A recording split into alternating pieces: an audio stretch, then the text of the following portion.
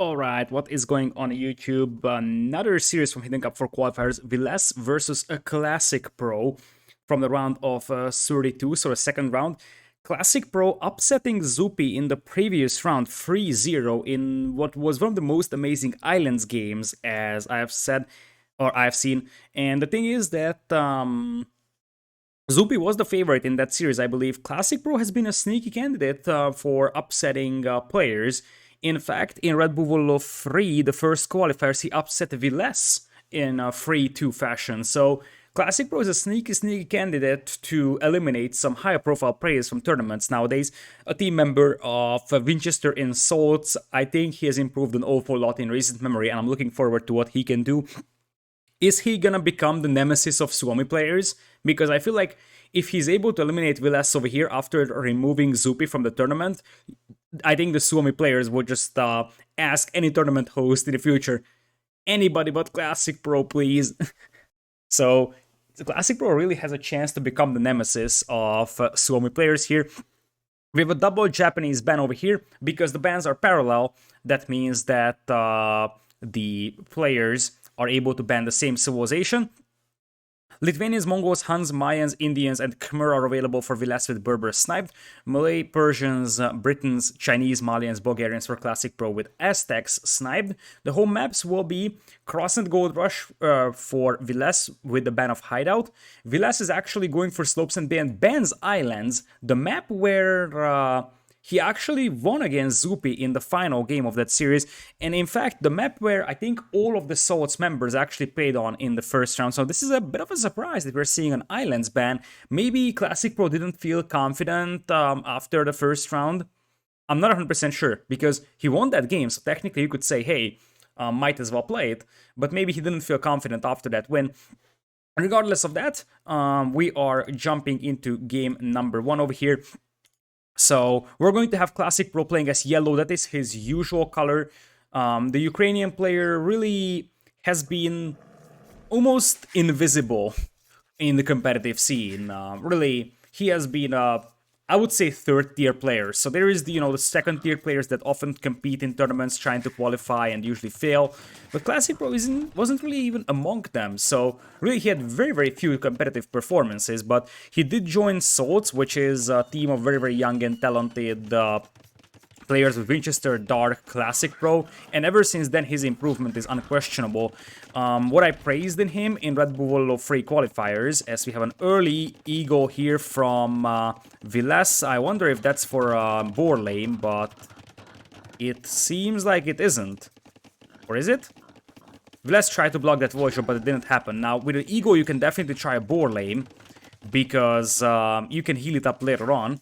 So that's definitely something that is worth considering, as we will have what appears to be a pre-milled rush here from Villese. I wonder if Classicpro spotted that, but he definitely sees the barracks now, so he knows that there will be militias coming his way. So, as I said, the thing is that what I praised in Classicpro in his qualifiers in Red Bull 3 is that his macro was really good. So, I don't want to over-exaggerate this, but I was...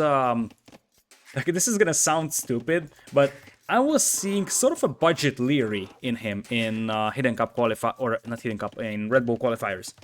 But by that I mean that he had a very clean micro, but he also had very good macro behind, and that is very reminiscent of Leary. Obviously, he's not as good as a player, otherwise he would be already ranked very high in tournaments, but I feel like his playstyle is very reminiscent of Leary to me, just a weaker version, and his thought process is actually reminiscent of Winchester, and a combination of the two is actually pretty dangerous. So I feel like if Classicpro actually keeps improving the way that he has done in the recent, just 2 or 3 months really, like his breakout performance, if you can call it a breakout performance, was in Red Bull Volo 3 qualifiers. Some people dispute that it's actually a breakout, that you won in the qualifiers against Villese and then, ended up not qualifying for the main event. But I feel like whatever happens, if you're able to play against a top 10 player like Villese and win in any setting, I should say, as Villese actually going for men-at-arms, tries to block the Voyager, unsuccessful. So in any setting, if you actually are capable of winning against a top 10 player, that is something that is admirable, and I would say that's already a huge accomplishment regardless of whatever you do. Anyways, it seemed like Classicpro actually wanted to play scouts over here, but he got caught off guard by the men-at-arms. Now, there is a couple of things that he could do in this situation. For example, send the scouts forward. The biggest problem when you're playing men-at-arms against scouts is that the scouts' mobility is something that's very, very troublesome for the men-at-arms to handle, and I think Classicpro indeed should just send the scouts forward. There's a lot to hit here at Vilese's base. Villese doesn't have a good base over here, so his wood lines aren't really great. This is one is the best wood line, but he's not using it right now. The stone is on the front, the gold is on the front. The walls that he's making do make sense, but the left side of his base is still dangerously open. So, really, if Classicpro would send all his scouts forward right now, he could kill probably 1 or 2 Voyagers on the berries, if not intercept a couple on the gold. I think he's waiting for a couple of archers to pop out, so that he can actually take this one, but I feel like he isn't in the immediate need of actually cleaning this one up. That's the thing. As now archers are coming in, he tries to snipe the Eagle, because the Eagle is the one that is dangerous to the archers, and now he's diving in, trying to snipe the Spearman. Because if he picks off the Spearman, he can actually engage this one, even though it would be still less than ideal to actually engage against men-at-arms. I feel like best case scenario for Classicpro is that he can actually just run these scouts into the opponent's base, and that's not something that he's doing. I feel like he could punish Villese really badly over here in this one. And one of the things that I've said about Classicpro is that he actually defeated Zupi in the previous round, teammate of Villese, so I assume that Villese is very, very well prepared of Classicpro. I am 100% sure that Zupi shared all his thoughts, all his feedback on his games with Villese, his teammate, on how Classicpro played, what could be tried against him. On the other hand, after upsetting Zupi, now Classicpro is kind of feeling the blood in the water as he's trying to become the nemesis of Suomi players. And here's the deal. Those scouts might have actually started running out a little too late, but still, there is actually an opening behind that wood line, something that Villese knows about, but it is very, very questionable if he will have time to wall this one off, let alone wall off this side, and this is the danger of playing men-at-arms against scouts. If you're not walled back at home, the scouts will just outrun you and hit you at the base. And that could be a nice quick wall from Villese, but that should be another Voyager intercepted and will survive. And just like Winchester, Classicpro is also very, very annoying when it comes to just running scouts inside your base. This is something that I've seen in the final decider game in Red Bull World of Free Qualifiers between Villese and Classicpro, that Classicpro's scout control was really, really sharp. And the amazing thing for him, indeed, behind that was that his macro behind it was also pretty clean. So it's not just pure micro, it's also very, very good macro. So if you look at the TC idle times, those are actually very, very comparable. He's disengaging from this one. Interesting decision. He could have actually killed a lot more. Maybe he feels like this pressure is something that he's gonna have to handle. He still managed to pick off a Voyager. That's a nice little advantage for him. Has some archers and skirms back at home, so should be able to hold this wall without those. As he could intercept an archer over here if he wants to. That would be a nice find. Yes, that's a good decision from Classicpro. Picks off the archer. Men-at-arms now break in. There is not a lot of archers over here for Classicpro, so this is going to be a little bit trickier. But I think that he should be fine holding this. In fact, if he can pick off the other spearmen, now the scouts could easily dive this one.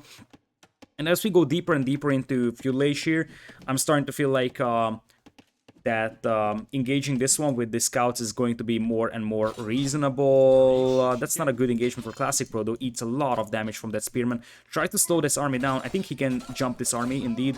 He will, but it wasn't ideal. This wasn't a good fight for Classicpro by any means. He will clean this up, but he lost way too many HP on those scouts. That being said, those scouts are still alive, and what they're useful for is potentially just trying to bash their way through the walls. But I feel like for Classicpro, I think it would have been completely justifiable if he just keeps his scouts inside the opponent's base. Maybe even just jumps on 2 or 3 more Voyagers, like tries to hit a wood line over here or so, tries to intercept the Voyager that's low HP close to the TC. As it seems like we're going to have an Eagle switch coming in here from Villese, as his opponent is going to play with archers and skirms. One of the things I like about Chinese here in this matchup is that it's a super versatile civilization, and it seems like Classicpro has the intention of playing with double ranges here. That being said, he's got one stable up already, which basically means that it is relatively easy for him to turn back to cavalry. He doesn't know about the second barracks yet, but once he sees the Eagles, he will know. That's actually an interesting engagement over there. Classicpro loses the fight, or at least withdraws, but he's on the way to Castle Age. He was playing scouts, he's got the Chinese farming eco, even though he doesn't have horse color, which actually hurts a little bit. I think it hurts less for Chinese not having the horse color than it actually hurts for other civilizations. So even though Villese does have horse color and he's got probably the better developed farming eco at the end of the day, with Chinese, it's not the end of the world that you don't have a horse color because your farms will have more food on it anyways. And now the scouts are coming back and they could definitely go for that opening over there, and Classicpro sees it. Classicpro sees that opening, so he could definitely try pushing through that. Interesting is the fact that Villese did not see it. And really, if Classicpro just sends these scouts in, he could even send the archers. I honestly don't know what Classicpro is doing here. I think he just got distracted elsewhere. That's the only reasonable explanation. There's nothing else that justifies him or the other option is that maybe he thinks this is walled off. Many times players are just thinking that, hey, this is probably walled off because my opponent wouldn't make a stupid mistake like that. But reality is that even expert players are making huge mistakes like this. This would be a game ending. Well, not necessarily a game ending because there's only one archer and a couple of low HP scouts in this one. But if this was 3 or 4 archers with scouts and higher HP, this might be a game over move from Villese leaving that one open. So he can really thank the Age of Empires gods that Classicpro is not willing to check if there is a hole over there. That being said, he's still actually trying to poke through these walls over here, idling a lot of villagers, might even actually get a kill. The only villager kill so far in this game has been on the side of Villese. He lost one to Classicpro. And now skirmishers are coming in. There's a low HP scout, so they will actually get picked off by the skirms. Well, some of them are low HP. Anyways, crossbow is coming in now, and now Villese is actually facing the problem of... he's up against a lot of crossbows, and eventually he wants to switch into Eagles. In fact, it's a triple barracks Eagle play. But Eagles will need quite a lot of upgrades, and I think Classicpro has seen the Eagle. He may have even seen the +1 defense on those guys. And if he sees that, I think he knows that an Eagle switch might actually occur. He's still playing wide open, and he's playing for University Ballistics, which to me makes me believe that this is not... like, he's not anticipating an Eagle switch just yet. The question is, can he react to that in time, though? As he's now coming in here with crossbows. He will soon see the Eagles. The Eagles will still need a couple of upgrades. And once he sees them... like, there could be a couple of clues that tell him that there is Eagles coming, especially the fact that he saw another Eagle. I think he killed the initial Eagle of the opponent, and he probably, if he clicked it, he saw the +1 armor. Obviously, he's focusing a lot of things, so it's absolutely possible that he doesn't know the Eagles are coming. Villese is not upgrading to crossbowman over here, but I like this. I like this a lot from Classicpro. Just a couple of knights would be immensely helpful for him, so he's breaking into his opponent's base. But the thing is that unupgrade knights aren't really good against Eagles, and the timing here could be really good for Villese. Open up the walls.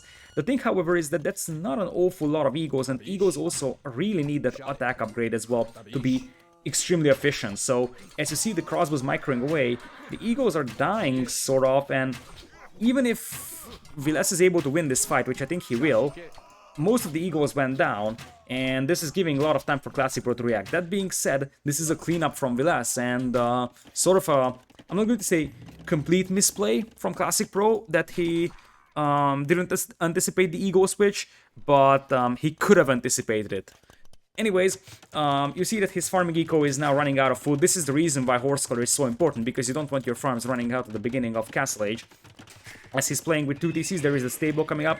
Don't ask me why he's not walling himself up. Like, against Eagles, you really want yourself walled, otherwise they will just run past your TCs and you could be in trouble. And now Villese is going for crossbowing himself. TC on the wood line is going to go up. This TC is a little bit more dangerous, but there is bloodlines on the way, there is forging on the way.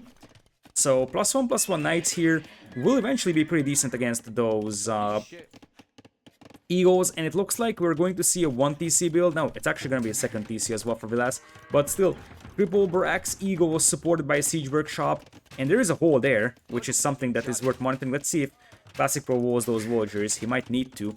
That gold mine is actually pretty important for him, and I like that he's already expanding towards it. He's not in the immediate need of expansion, yet that is something that is completely and super helpful for him. Eagles are out. There is a couple of knights, but there is crossbows as well for Villese, even though those guys do not have +2 defense or +2 attack. and Villese is now just getting it right now. They also do not have ballistics, so it's not like they're actually particularly effective against the Knights of Classic Pro.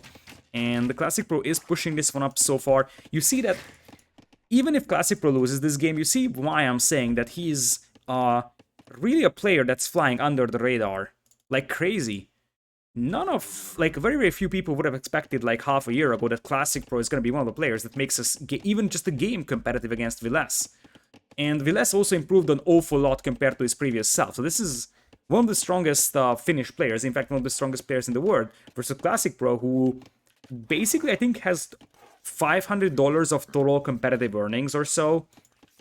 And it's crazy.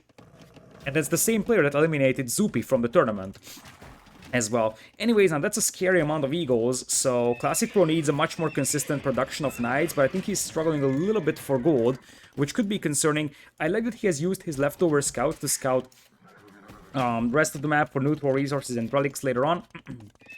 But I think that if Classic Pro can get to like 10-ish Knights here, he's gonna be able to stomp this aggression, because these crossbows are barely going to be able to do anything against it, and Villese still doesn't have a monastery. He soon needs to think about, okay, he has a monastery back at home as he's picking up relics and bringing them up to the front line, but one or two monks won't necessarily be enough, and this might be an excellent engagement for Classic Pro here. Still just +1 defense, but if he's able to intercept the siege weapons or the eagles, that would be an absolutely perfect scenario. Picks off the Scorpion, picks off the Mangonel, and now he needs to withdraw with the Knights to avoid getting converted. I think there is going to be one conversion because that monk has been converting for quite a while. Although, look at the micro from Classic Pro. Tries to pick off the monk over there, dives in with the crossbows, and he will be successful. Now he needs to withdraw though because he lost some of the knights in this engagement, but more knights are coming. He's pretty much trapping his opponent over here, and if those knights had +2 defense, they would easily shatter everything over here. With +1 defense only, those crossbows with the hilt could still be scary, but there is no ballistics for Villese. There is no real answer to the Knights right now, and the ecos are also better for Classic Pro. He's actually taking over in terms of this game, and there's no more monks on the field either. If those Knights actually start unleashing death and destruction, especially on those eagles, then the crossbows can also start moving up. Now, this is dangerous for Classic Pro. There is a Mangonel inside that siege workshop, but the repair villager or future repair villager is gonna get picked up, and you see Classic Pro is gaining ground, and this is far from an all-in. In fact, this is not even close to an all-in from Classic Pro, which means that it's not only the fact that he's taking over in terms of map control, and he's taking some pretty decent engagements over here as well. This is something that I would classify as decent. But it is also, as he's using the crossbows to pick off the monk, beautiful macro once again from Classic Pro, and as I said, behind this he actually has a very, very nice macro. Now it's a lot of TC idle time from him, but eco upgrade wise he's there, villager wise he's there, and now his army numbers are getting closer and closer to being very scary for Villese, who is probably working towards a castle here, but that's soon going to be a distant dream because now there is more crossbows coming in, as it seems like Classic Pro is switching into full knights. The gate was open for a brief moment and he could have actually gambled on running inside, and it seems like Villese just wants to go for full eagles, which is to me a bad decision. By the way, this hole is still open, but the thing is that full eagles, Eldorado eagles are actually pretty competitive in Imperial for Mayans, but they are still not great against Castle Age Knights here. As long as you don't get Eldorado, the eagles will get clapped by the knights. I like this move as well from Classic Pro. He can take down that siege workshop pretty easily and finish up the Mangonel. Villese is assembling another horde of eagles, and eco-wise, both players are actually having a pretty strong eco working for them overall. 12 villagers on stone for Classic Pro, so he wants a castle. We'll see if this is actually going to be a Castle Age castle drop, as he may try to ride his current advantage in village numbers. And we also have to keep in mind that eagles are nice and everything, but Chukanus are actually relatively decent against eagles here. That's the first conversion that Villese actually had in this game. For him, gets a knight away from his opponent, but there's the return value, and Classic Pro is actually going to dive in right now. Crossbows firing from the back. This is a good engagement. This is a very, very good engagement for Classic Pro, I believe. Villese is trying to edge this one out with eagles, but eagles aren't good against knights, even though the knights only have +1. Now it's +1, +2. And this is an awful situation for Villese to be in. Now knights are inside his eco, and he's down to 5 military. This might be game over here. And as surprising as it was that the Classic Pro 3-0'd Zupi, It would also be a new element of surprise if we would see Villese, especially losing Arabia, because usually on Arabia, you would assume that the player that is like the stronger player, or at least the higher seeded player, is the more likely candidate to win. But Classicpro is very much in this game over here, as Villese is selling a lot of resources. I think he also sold stone, I assume, because there is no castle, he's only at 394. And now knights are running around. Classicpro is getting a siege cup. And did I mention that Classicpro has enough stone for a castle? If you drop a castle here, he can deny that gold and stone over there, and denying stone from Mayans would be a dream. That's an absolute dream scenario. Eagle still trying to catch the knights, but Knight just clapping the eagles here. Oh my goodness, and really, I feel like Classicpro is getting closer and closer to earning the nickname of Suomi Slayer. That's actually a very, very badass nickname, and he actually eliminated Villese in Red Bull Volo 3 qualifiers. He... Obviously, after that, in the second qualifiers, Villese was able to qualify, so he was still in there in the main event, but Classicpro defeated Villese there. Classicpro 3-0'd Zupi in the previous round of the tournament, and now he's winning Arabia fairly decisively, as Classicpro is trying, or Villese is trying to switch into pikeman, but that's like a way too late scenario, and Classicpro is very well tacked into crossbow, so even a pikeman, which is not something that he's gonna have to be scared about. A lot of vultures being pulled to drop that castle over there. Very aggressive position, but Classicpro is confident he can get that castle, and he's absolutely right about that. Villese is behind by almost 40 vultures now. Actually, yeah, almost 40 vultures deficit for Villese in this situation. This is getting to a point where it's going to spiral out of control for Villese. He's got 10 on food, 9 on gold, food lines are empty, and look at all that mass migration that he's gonna have to do, and Classicpro's game sense coming in here. The Suomi Slayer is in action. Classicpro taking game number 1, and obviously this series is far from over. But you see why I'm saying that Classicpro could be a very dangerous player if he actually qualifies. Or not just qualifies, if he just keeps improving the way he does. And also, it actually shows if you combine this player with Winchester or a very, very talented Dark. This Salt's team can be really dangerous. It's already dangerous, but it can be even more dangerous in the upcoming weeks or months. And this is, I think, the moment where I could actually give a shout out to myself here. Not something that I like to do a lot, because I'm not really the sellout type of a person, but after Hidden Cup 4, there will be a 2v2 tournament called Tuples, where you pick one civilization for yourself in the 2v2 and one for the opponent, basically. So you will have some very non-standard civilization combinations available for the players to play. It is sponsored by Microsoft for $10,000 prize pool, and one of the reasons why I was highlighting why Salts could be a very dangerous team is because I'm really looking forward to seeing them in that event. Suomi will also be part of that. So we'll see if there is going to be a Suomi versus Salts showdown in that. But before that, we have an entire Hidden Cup to go through. So let's get back to this one. With that, there is Mayans gone for Villese. Interesting that we are seeing a Berbers snipe over here from Classicpro. I'm not 100% sure why. Slopes, maybe for Slopes or Gold Rush. Like, I can see Berbers being good for Slopes, Gold Rush, maybe even Cross, so the versatility is there for that civ. I think Villese might have expected Mayans being sniped. Mayans is one of the most sniped civilizations overall in this one. Anyways, Classicpro is going to lose Chinese in this, so two of the strongest Arabia civs fighting it off, and the Classicpro is going to win. With that, we are going into the next game, which is gonna be on the home map of Villese. So it's either Cross or Gold Rush. Let me load up the recorded game, and then we can actually get in there. So, going into Hidden Cup 4 Cross over here, the score is 1-0 for Classicpro. We're going to have Classicpro in yellow as Persians. Left side is going to be Villese as Huns in blue. Two of the very, very standard civilizations for this map. and two of the more versatile ones. I think Han's versatility is a little bit better over here. The switch to Cav Archer can be scary, but you should never underestimate Persians, and I would borderline say that Persians could be sort of a counterpick to early Hans here, an early castle, because their knights deal extra damage against archers, and that applies to Cav Archers as well. So in early Castle Age, where Huns only have a few Cav Archers, because eventually this is going to be almost guaranteed Cav Archers, it can't even be anything else from Villese, because he can just play Night Wars, because Persians have camels available, so the Persian cavalry actually counters the Hunnic cavalry pretty nicely. So it has to be Hunnic Cav Archers, but early Persian knights, because they deal extra damage to archers, that applies to Cav Archers as well.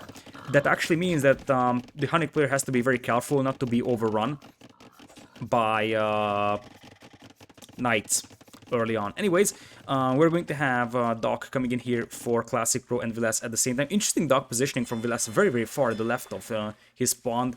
It's very interesting because normally you want it in the middle, because then, like, this fish is close here, but this one, for example, is going to be very far. In the meanwhile, if you place it in the middle, you're going to have all fish relatively even distance, or at least a lot more balanced in terms of distancing. Anyways, we're going to have Classicpro having a pretty nice base overall. This Goldman is a little exposed, but this is definitely a wallable corner. And in fact, if you're a Classicpro, what you're hoping is that you wall this off here and you wall this off here, and you have a super safe pond at the back. That would be beautiful for him. Here come the walls on this side. In the meanwhile, for Villese, he seems to be playing wide open. So no walls as he's getting a barracks up. This is something that I think Classicpro will be able to spot. The feudal age times will be very, very close. And indeed, he is going to get a good clue on that barracks. On the other hand, Villese sees the walls and he's waiting for feudal age here. He's waiting for feudal age until his scout is going to get the +2 attack. And look at this. Feudal age, +2 attack, boom, go for the villager. Classicpro's reaction was also nice. He knows exactly that, oh, that's gonna be a feudal age scout and that is coming for my will over here. The scout does eat some damage, but not a lot. So these walls aren't going up in time, and that means that Villese, who is on gold, but he's not making fire galleys unless he's making them at home. He's making them at home. I think he knows that Classicpro wants to dock him. I wonder if... yeah, he saw the foundations. He saw the foundations. He specifically looked in this corner. Like, he's sending the fishing ship to the this position so that he sees his opponent potentially docking. But this is not far enough. Normally, if there was a deep fish here, you would send that fishing ship over there so that you see if the dock is coming up. If that wasn't possible, you're just going to send it manually into the corner and check if your opponent is docking you. Anyways, that wall is not coming up, and that is a disaster for Classicpro because he's still open. He's up against scouts, slowly walling himself up though. And one thing is sure, Villese is the one defending, and the one defending usually has the weaker eco, although Villese is already moving out for a second pawn, whereas that's not really the case for Classicpro. And I think this is what Villese's game plan is here. He understands that Classicpro is not going for a second pond anytime soon, although Classicpro could just go for a fish boom on his own pond, try to beat his opponent into Castle Age, and go for a couple of knights, and go for early Castle Age aggression. So here come the fire galleys over here from Villese, who had to make a second knock on his own pond to prevent the fire galleys from pushing this, but cleaning up Persians from your lake is always very, very painful, because that Persian dock has like 100% extra HP, so instead of 1800 HP, it has 3.5k, and that means that it's extremely hard to clean up. And if you're a Classicpro, you could even make a case for just trying to demo snipe those fishing ships, but obviously you want to control this entire pond. Anyways, it looks like he's gonna do the walls that he's in the need of. There were some nice quick walls over here. It seems like that scout really tried to run inside, but this didn't actually happen. So double bid axe in for both players, but look at Classicpro's resources. He's not investing into barracks, he's not investing into a stable, he's not investing... Actually, Villese didn't invest into a stable either. As that is going to be a nice one though from Villese. Tries to pick off the repair voyager. The scout is going to stay alive. That's huge. That was huge from Villese. It seemed like Classicpro didn't expect the scouts and the spearmen to push that voyager, and that means that Classicpro is likely going to lose this water fight here. So now the chance for him is to try and dive in and snipe a couple of fishing ships here. Ecos are relatively close, And as I said, because Classic Pro invested way less, as Classic Pro is going to find a Voyager kill over here, at least he's going to be close to doing so. His scout is really low HP, so he's not going to be able to kill that Voyager. But both players will actually try contesting that pond. So here's the deal. Because Classic Pro invested way less resources into his Fuel Age push, didn't make a single Spearman, didn't even make a Mirax, he is probably going to up with Market Blacksmith. In fact, it's a little late from him that he's just getting those buildings up, because he could be going up by now, or at least being very close to going up. It's a little sloppy, and there's also a hole here, which could actually backfire. Anyways, it seems like this Voyager actually got slain. It had to be, right? Yeah, the Scout is 9 HP. I think the Voyager got killed here. On the other hand, there's going to be one Voyager intercepted here by... No, that can be happening. 1 HP Scout over here from Villese. So Classic Pro finds a Voyager kill here, which is huge, because that means that Villese's dock here on the southern pond is going to be denied, and both players will be sitting on 2 docks. But Classic Pro is getting ready to try and push this one out. I'm not sure if he's waiting for Castle Age potentially and War Galley upgrade.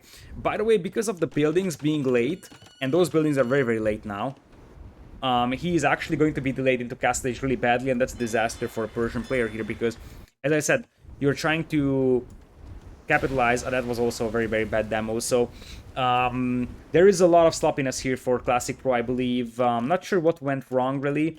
Ideally, he also wanted to go up with a stable and the blacksmith. Although you could make a case for trying to play with skirmishers early on, especially because you are fully walled. The other thing that you could consider, if your Classic Pro, is reinforcing your walls.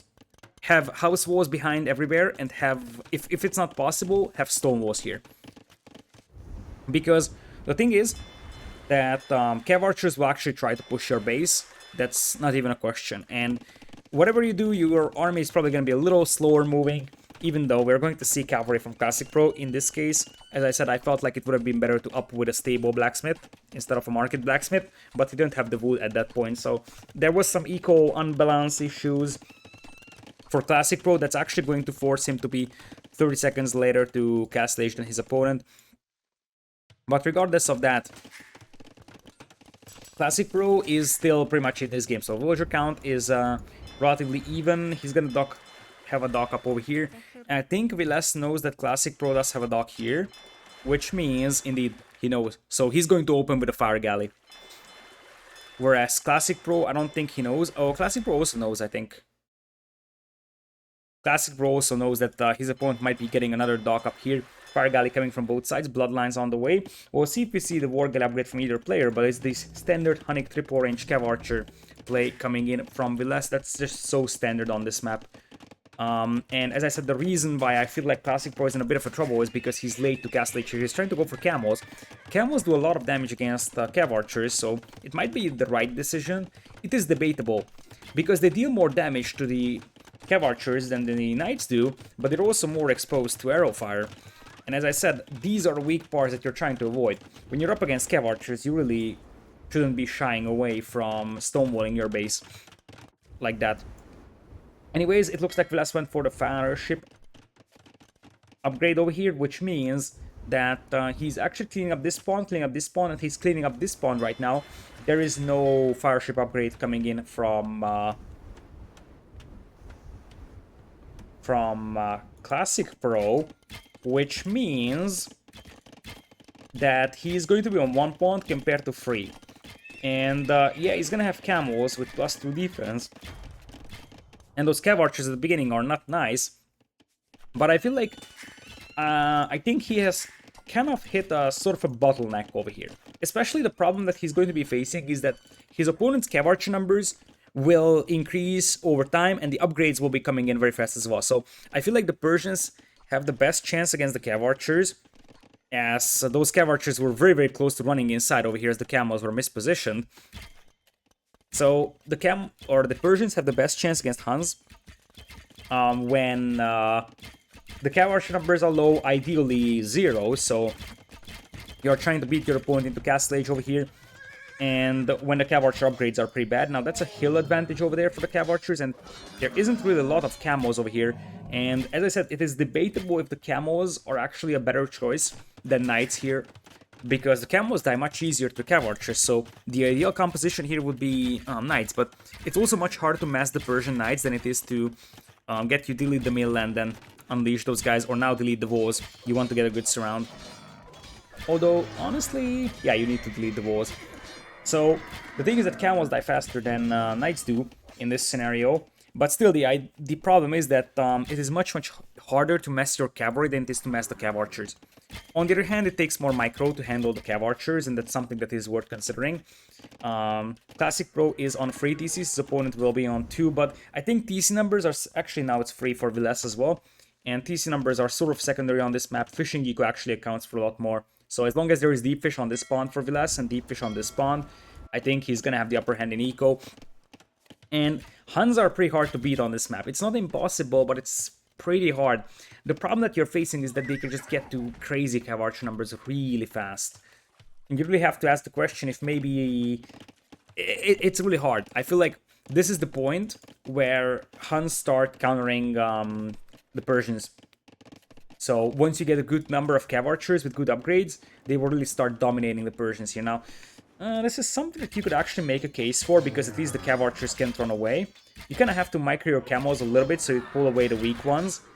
But yeah, this is as good as it gets for Classic Pro, because at least he's constantly hitting those cav archers. So really, it's not gonna get better than this for Classic Pro. He's cleaning this one up, but there's already the next wave coming in. And as I said, honey cav archers are cheaper. You can go for triple ranges, whereas Classic Pro is only making double stable camos. And as I said, it's just...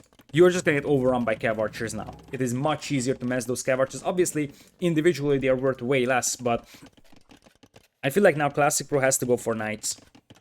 And maybe even fast husbandry. Fast husbandry here would actually help immensely for Classic Pro, because I don't think that Villese right now has husbandry.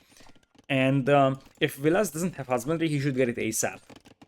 Yeah, there is no husbandry for Villese because it doesn't even have a stable. So he has no husbandry, that's for sure. And that's actually one of the reasons why I think he should be a little bit more cautious. And this is something that should have happened as well for Classic Pro a lot earlier. When you're up against a Hunnic player and you know it's going to be cav archers, because you know it's going to be cav archers, you have to do this as soon as possible and stonewall those parts, because then the cav archers can't do a lot. They could still try to raid your wood lines, but you can sit behind sort of stone walls or just house walls like this, go for defensive skirmishers instead. Now that's actually a pretty decent engagement over here. In fact, I would call this a borderline good engagement for Classic Pro. The problem is that even if he cleans this up, there is more. And he's not ahead in eco, so he's holding, but he's not actually getting anywhere in this game. It's kind of a stalemate, so to say. So Villese is just increasing his lead thanks to the fishing eco. Villese is also taking much more cost-efficient fights, so the cheap cav archers picking off the rather expensive camos over here. And Villese with an 11 Voyagers lead. The eco upgrades are fairly similar, but Villese also has wheelbarrows, so that also gives you like 3 more wheels. And look at this, by the time this is cleaned up, the cav archers will come in as well. And you see, the KD is even, which would actually be a decent scenario for Classic Pro if his units didn't cost like twice as much as Hunnic cav archers. I don't have exact numbers, but Hunnic cav archers are something like, I think 35, 49 is the count or so. 35 wood, 49 gold or something like that. Whereas camos are much more expensive than that. Obviously they don't cost wood, but they do cost food for you. So Classic Pro is not dead yet, but he's not really getting anywhere, especially with his opponent getting into Imperial. If Villese gets into Imperial here, I think Classic Pro is dead. Because cav archers with Bracer will just laugh at Castle Age camos. And Villese could even go for a couple more ranges. I like that he's keeping up the pressure over here, but he's gonna have to disengage once he sees the camos arriving, and indeed Villese is thinking about Imperial. As good as Classic Pro played in the previous game, I think that this game wasn't really clean for him, although I have to say that he is sort of having a fairly clear civ disadvantage, I would say. I don't think that Persians are good against Huns if they can beat them to Castle Age, but something went wrong with the eco balance of Classic Pro here. Maybe that was the idea. Maybe he knew exactly that he needs to get to good camel and knight numbers, ideally knight numbers, before his opponent gets the good cav archer numbers. Otherwise, he is dead. But he also wasn't really able to get that dock up on Villase's pawn. And that was the only Feudal Age aggression game plan. After that, it was sort of just a fast castle-ish play from Classicpro, but that was too late by then, because he didn't beat his opponent into Castle Age. In fact, he actually got beaten pretty hard into Castle. And against Huns that can just spam Cav Archers like crazy, it's absolutely brutal. And the more you have of those Cav Archers, the better upgrades they have, the more scary they will become. And I feel like Classicpro might actually... he's not gonna tap out when he sees Villese in Imperial, because he will try to imp himself. The thing is, however, that Cav Archers actually cap out at some point, and when you get to Persian Cavalier, I feel like Persian Cavalier compared to Knight is a much bigger improvement than Heavy Cav Archer over a Cav Archer. Which means that if this game goes very long, I think that Cavalier with Persians is still something that's totally viable for Classicpro. I feel like Camels won't do much for him now. Heavy Camel could be in consideration for him. But I feel like with the extra damage that the Cavalier can do and the fact that they're just more general purpose, I feel like that's actually better for Classicpro if he plays with Knights instead of Camels here. Anyways, there's a forward castle here by Villese, which is going to make life really hard for Classicpro. Also, look at the military numbers, 42 to 14. Classicpro wants to go imp, but those guys will have Bracer in a couple of moments, and with Bracer, those camels like just absolutely melt. Soon the traps will actually start coming in, Gil nets as well for Villese. Honey traps also are more accurate than standard traps, which means that a trap war is going to be extremely hard for Classicpro, who have to push against the hill, against Honey traps.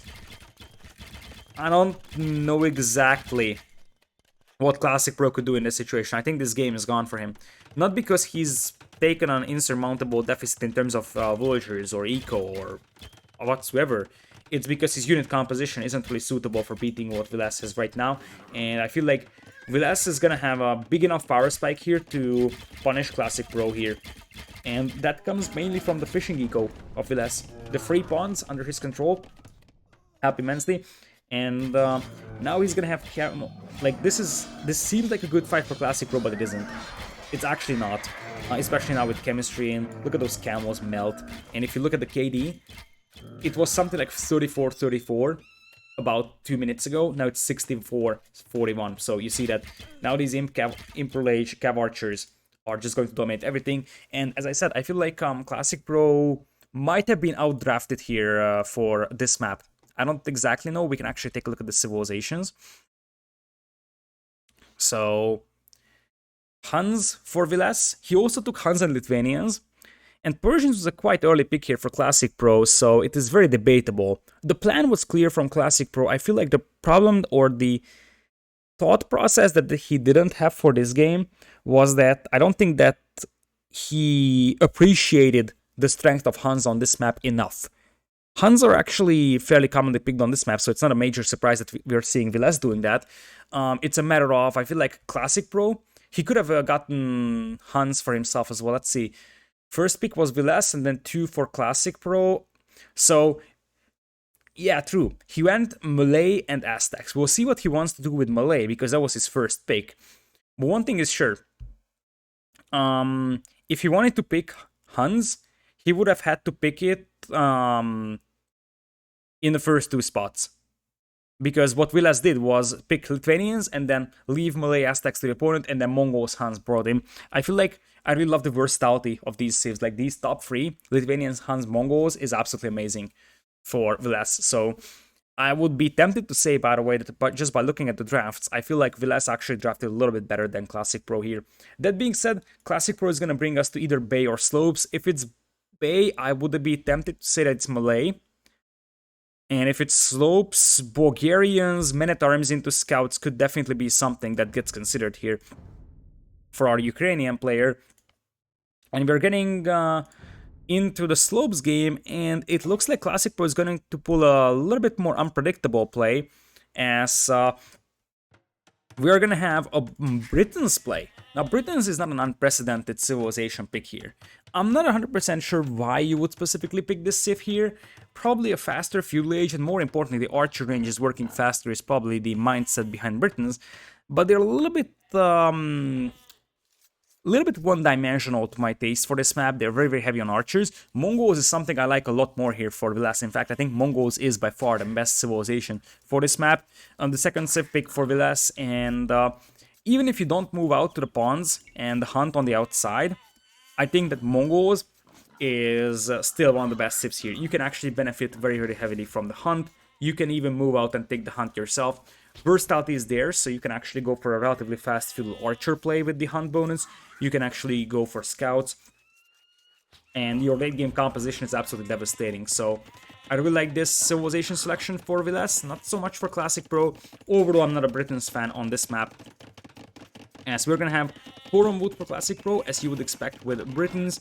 Villese moving out to grab the hunt for himself, walling up his starting base. Classicpro will eventually spot those vultures. Yes, he does.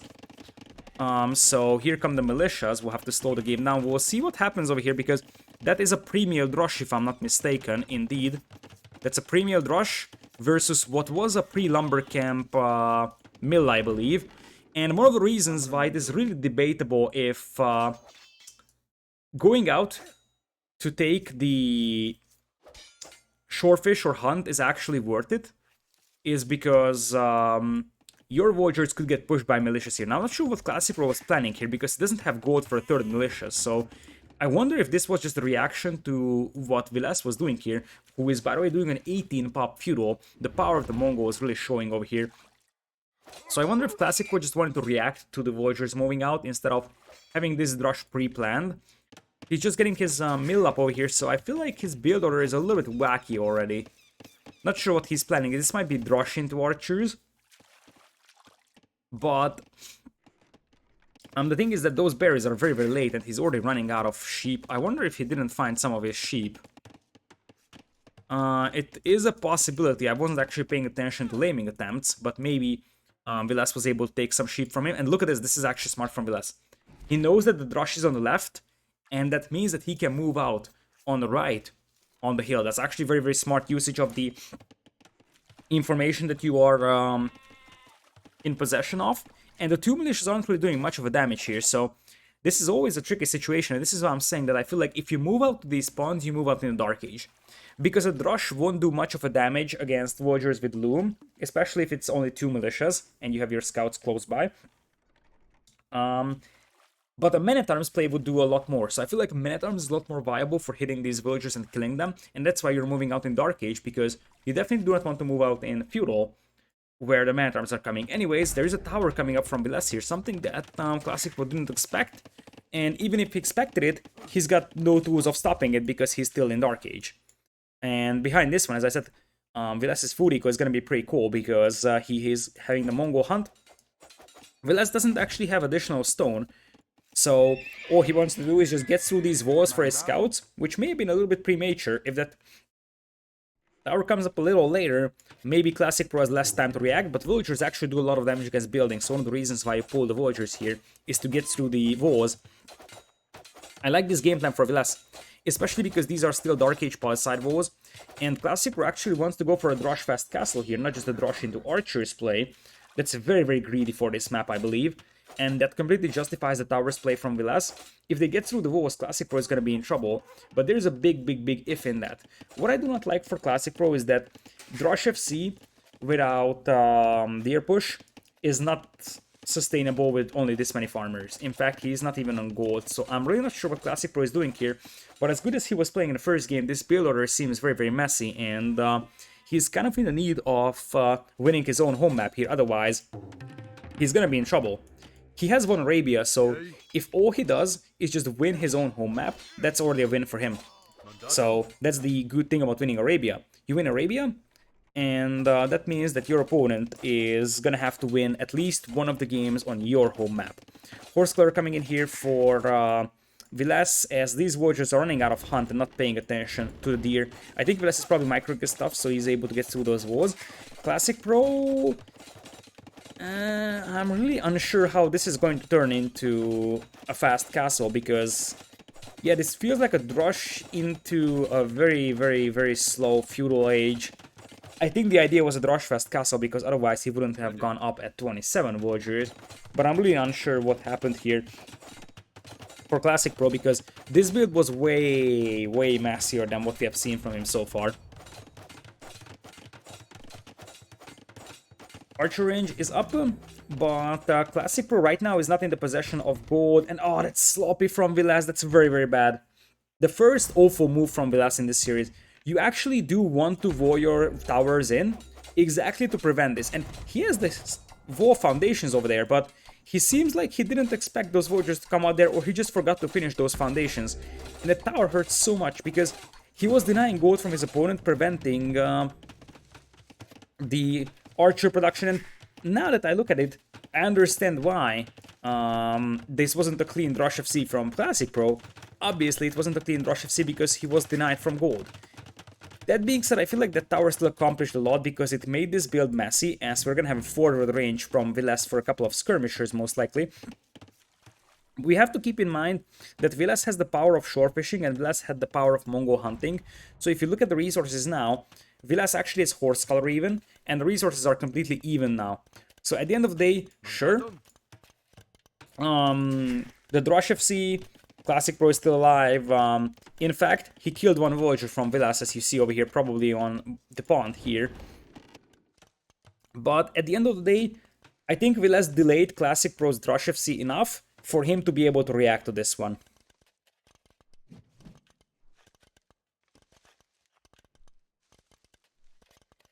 So, Skirmisher is now trying to take the hill over here for Classicpro without any upgrades. Fletching is just coming in here for Villese, as he's forced to retreat a tiny bit.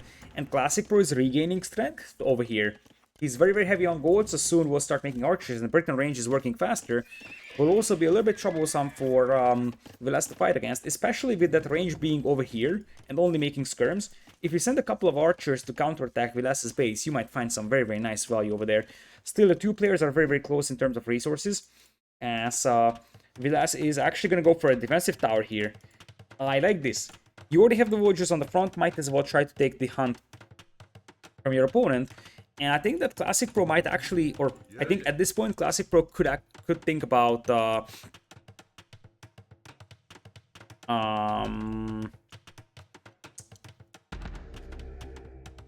fact that his opponent is over here, and indeed he sees it. He sees it. So with that in mind, he's gonna know that he's gonna be able to counterattack this one and potentially get a couple of Voyager picks for himself. Or he could go for the opponent's base. That's something that's very underrated. Now, the thing is that the resources are still very close, but I feel like Villese is gaining a lot from those extra hunt, the shorefish here, so eventually that's going to materialize and he's going to have a slightly better castlage time than his opponent does, most likely. So, with that being said and done, the arch numbers are getting scarier for Classicpro though, and the crossbows could really be a devastating force to fight against here for Villese, because one of the things that Mongols sort of struggle with is that they don't have anything for them in early castle age. So, between the archer or scout's opening and the Mangudai player, they're not special by any means, and Britons are actually better as an archer save, like a pure archer save, if you just think about what can they do in early castle, as there's the counterattack coming in. There is nothing that can really get through a wall very easily, even though I love this square formation from Classicpro. Spearman will help poking down the walls, but still it's going to take some time to get through the walls, as Classicpro will have to go for a defensive tower, and there's a lot of skirms pushing this one. The defensive tower is going to go up, that's not a problem, and he's got safe stone to work with, so he will be able to add PCs later on as well. Villese actually beating him to Castle Age, and this is tricky. Because if there is a hole on either side, either player could actually have really significant trouble from that. Archers trying to deny this second layering over here, and that's a lot of archers from Classicpro. Villese could be in a bit of a bigger trouble, and indeed he senses that problems could be heading his way. So he's gonna bring in the scouts and the skirmishers, tries to market wall and house wall behind, nice reactions from him. And the thing is that that's 8 skirmishers from Classicpro, and I love the move that Villese actually bring these guys back instead of trying to loop around from the back, because if he actually hits these guys from the back and they somehow get through these walls, then Villese is going to have no defense at home. It's better for him to bring these skirmishers over here and try to prevent the entry of these units. At the end of the day, that's going to be a pure 1-minute lead into Castle Age here in favor of Villese, which is fairly considerable, and we might see a lead skirm being added here. The response to that from Classicpro could be either Mangonels or it could be Knights. I think it's going to be Mangonels. Most likely a Siege Workshop here would be something that's totally viable. As Villese getting scale barding in, so he wants to go for Knights. Makes some sense, but as I said, Mongol Knights aren't specifically amazing. So at the end of the day, yeah, you're gonna have Knights, and there is no trouble with them. It's more about the fact, as Villese was actually trying to get some Shorefish, or at least he was attempting to build a mill here as well, trying to get the final pawn. Classicpro sees that, and he's gonna scare him away. Now, these skirmishes are a little bit mispositioned as they're being chased down by these archers, and definitely this is the scary moment for Classicpro. His army is getting caught off guard over here, and indeed, Elite Skirm on the way. And I did mention that I feel like Britons are a little bit too one-dimensional for my taste. They're so heavy towards archers that a skirmisher-heavy play could really cause problems for Britons. So skirmishers Knights, if played well, will be able to punish Britons very, very easily. There was also a tower coming up here from Villese. I'm not sure what the intention of this one was, because it's not really accomplishing much other than establishing a bit of a map control here and some security for these Voyagers on the Shorefish, as Villese is benefiting really heavily from those. Nice move from Classicpro to save his army. Goes for most likely Crossbow Botkin, and Crossbow Elite Skirm missing a little bit of a gold for Botkin with no market to balance his eco. And that is just coming up at the back of his base, and apparently there was a hole the whole time. Although I don't think this was there the entire game, because the ending of the palace side wall is missing, which means that that was deleted intentionally or destroyed before. Anyways, Elite Skirm is in as well, and now it is Botkin 2, and +1 defense is just coming in for Classicpro. Villese already has +2 defense.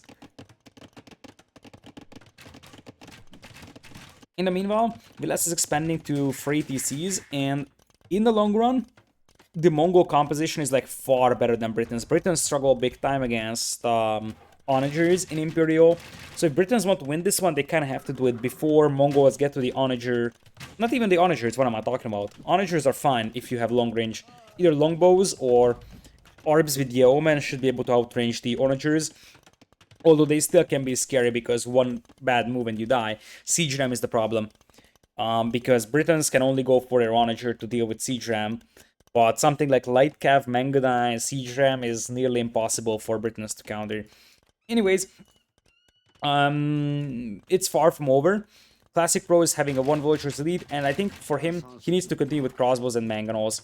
His Elite Skirms will not be good enough to clean these Elite Skirms up from his opponent, and the problem is that he needs to destroy those Elite Skirms in order for his crossbows to be efficient. Some Knights from Villese trying to come out to get a couple of picks on those crossbows will be unsuccessful.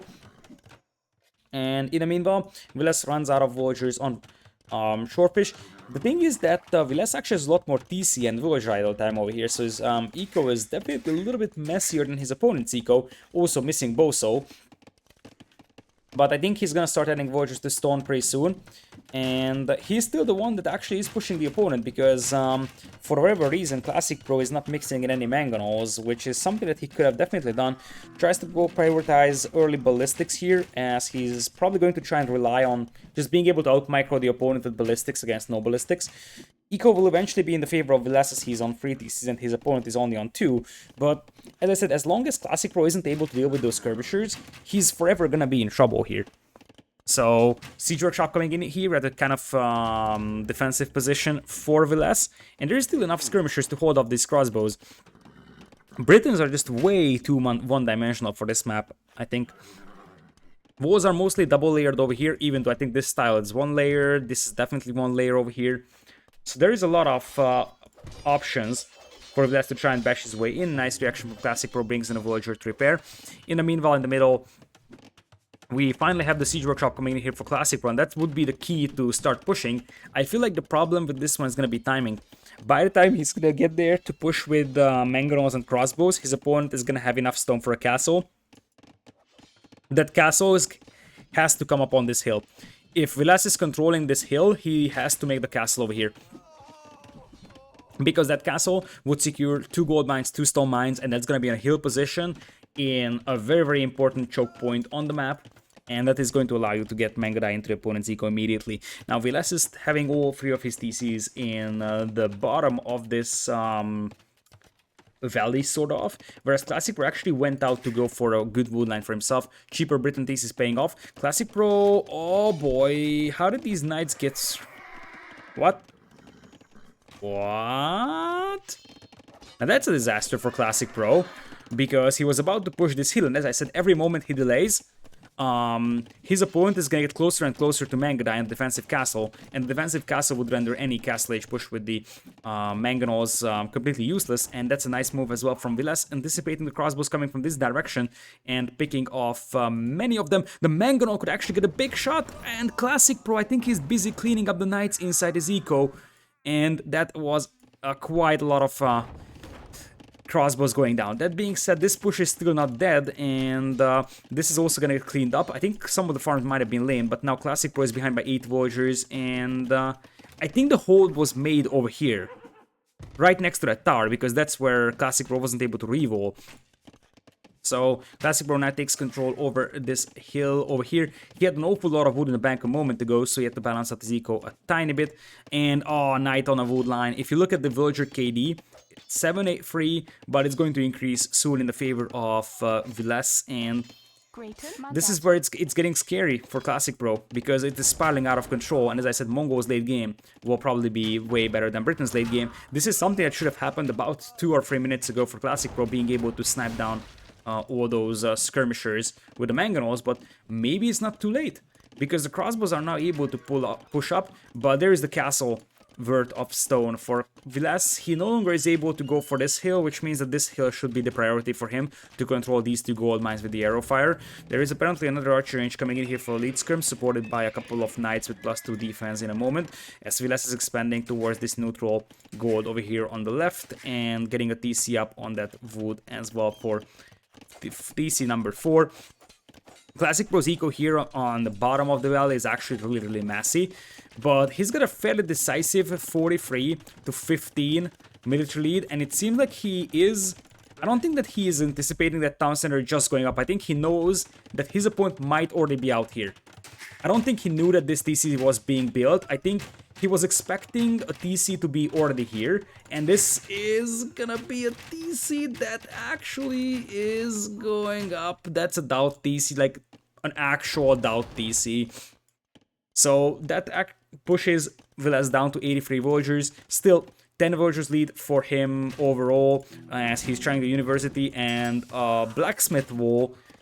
He does have a blacksmith, but it's about quick walling this one right now. So I think he was anticipating to have a town center here already built, and he was trying to hit the wood line. And that's a disaster from Villese.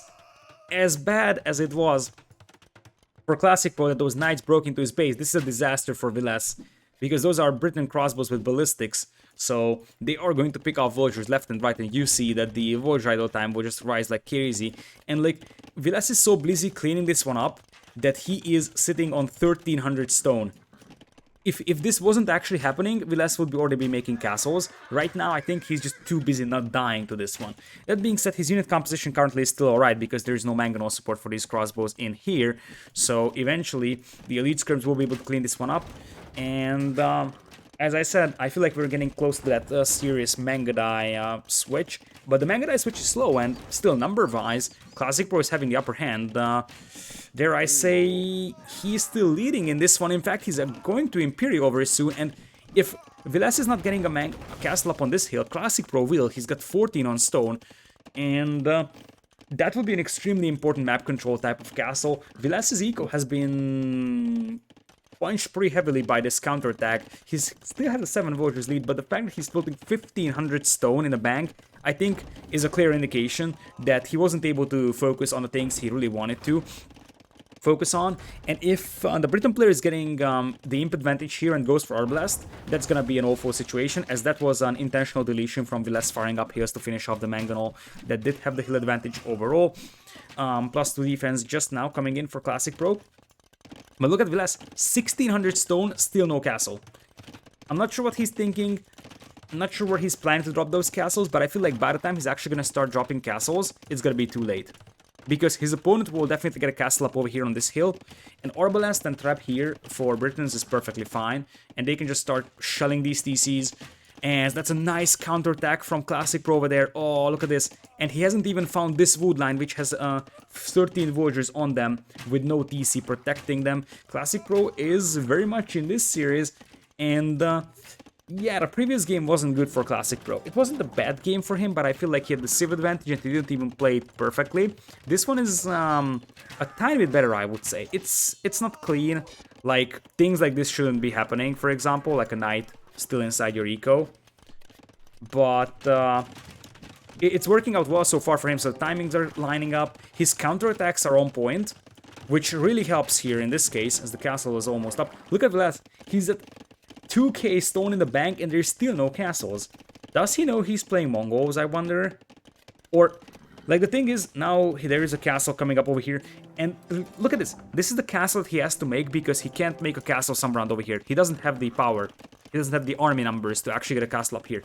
And sure, he will start making Mangadai, but his opponent will be in Imperial. Villese is soon getting up to Imperial himself, but that's going to be a 3 minutes advantage. And if you're a Classicpro here, you're going for Trebs. 3 Trebs, Arbalest, and Bracer. Keep adding the Arbalests. And then you just start trapping down buildings like crazy. That's basically it. Second castle coming in here for Villese. The problem is that he's so far behind in Imperial that he won't really be able to catch up in trap numbers. That castle is going up just before the crossbows or orbs would arrive. 1 or 2 villagers might actually go down doing this, but that castle goes up. Ring Archer Armor on the way. 3 TCs for Classicpro, 4 for Villese, but the villager counts are head-to-head. And that's another castle for Villese. That being said, those castles are all very well positioned, and the Classicpro can't contest them immediately. And that also secures this gold and the wood over here on the left for Villese, so it does for the stone and the wood on the right. So he still has a very good position to fall back to, so to say, as there's multiple castles now. Classicpro needs to keep adding traps though, and I feel like what he has to play for is eco destruction.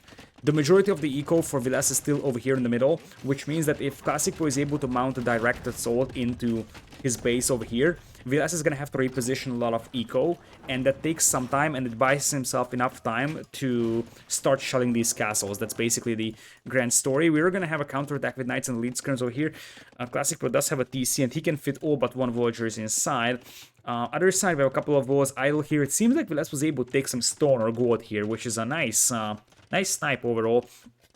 Still, look at this. 50 seconds away from Imperial, and you already have the traps taking down these town centers. Which is the Imp TC here? That's a good question. Oh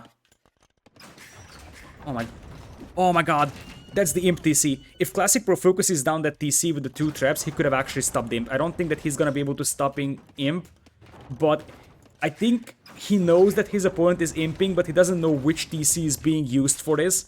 But if he actually focused this one, and that has actually more legitimate town center for imping, he would have stopped the Imperial Age here.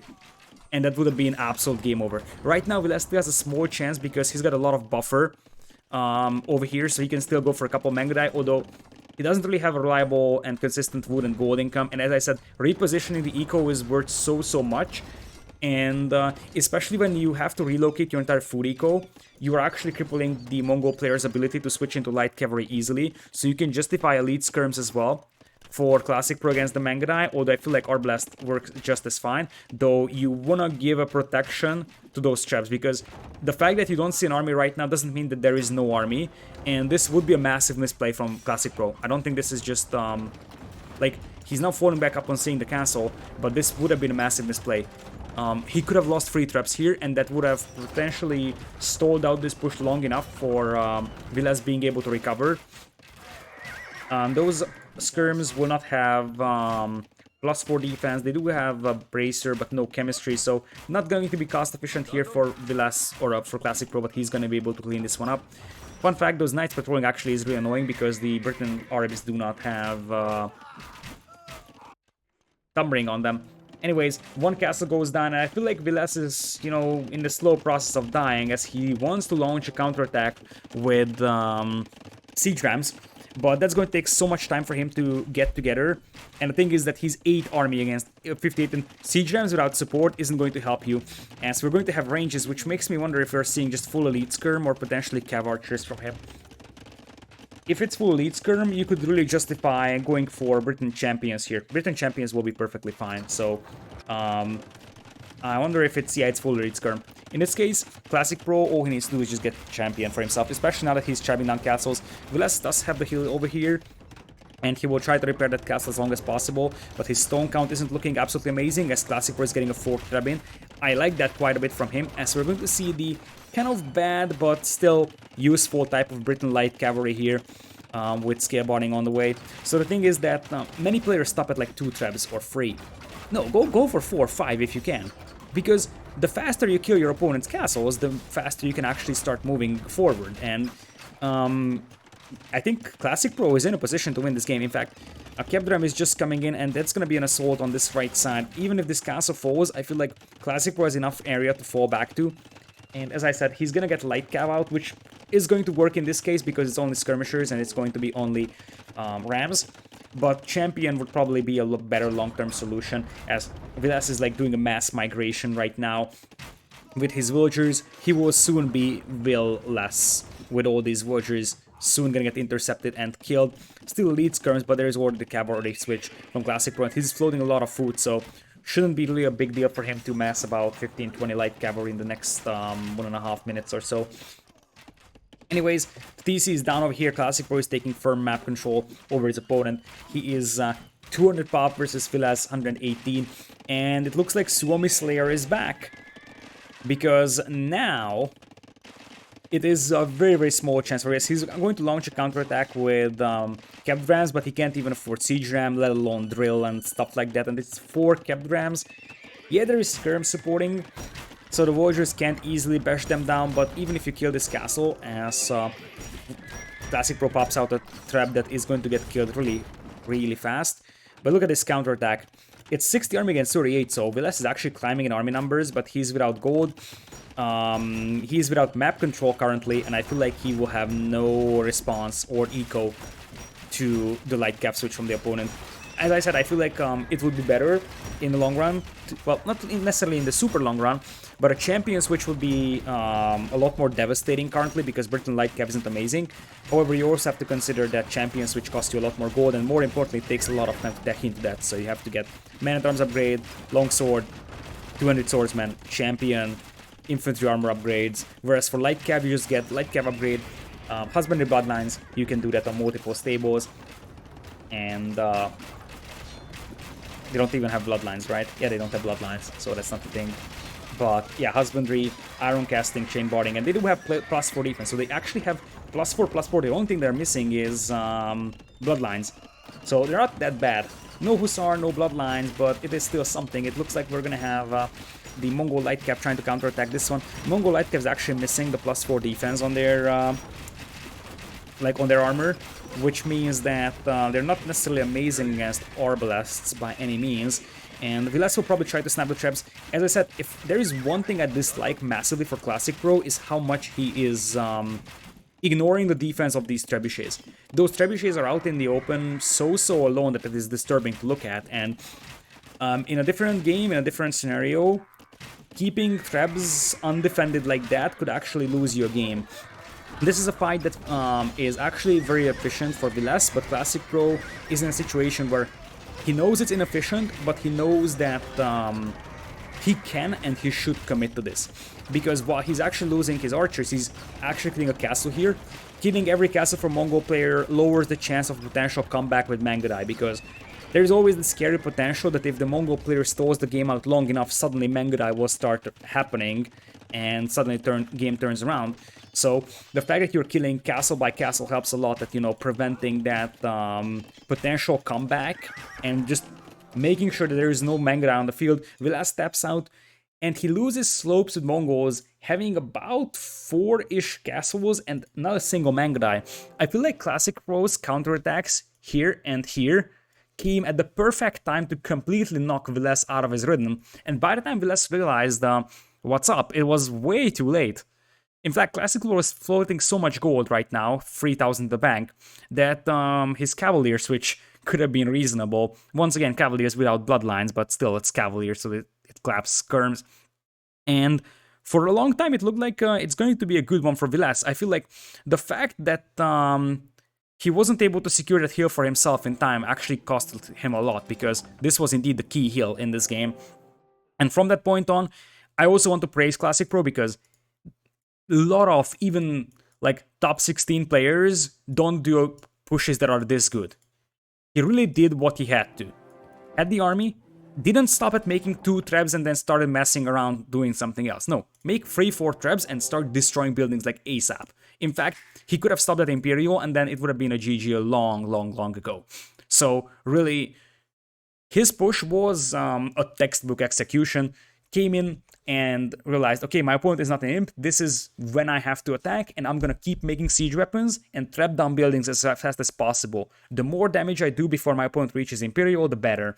And Villese loses Mongols in this one. Classicpro with still a questionable Britain's pick overall. Not necessarily a civ that is something I like for this map, but well, the results are coming, so no one should be a doubter until, well, as long as the results are coming.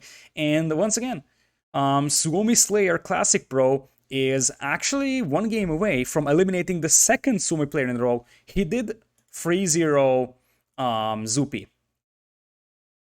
Let's see if Villese is actually able to mount a comeback here, because currently it seems like Classicpro will eliminate 2 Suomi players, which would be an absolute disaster for Suomi. And as I said, it would righteously earn the name Suomi Slayer for Classicpro. Vilese's second home map will be Gold Rush. And as I said, the beautiful thing for Classicpro is that all he needs to do is just win his own home maps. And he's going to win the series. With that, we will jump into the next game over here. We're going to Gold Rush, a very standard map. Malians will be the pick for Classicpro in yellow, and to the south of him is going to be a somewhat surprising Khmer pick here for Villese, but it is not necessarily an awful decision here.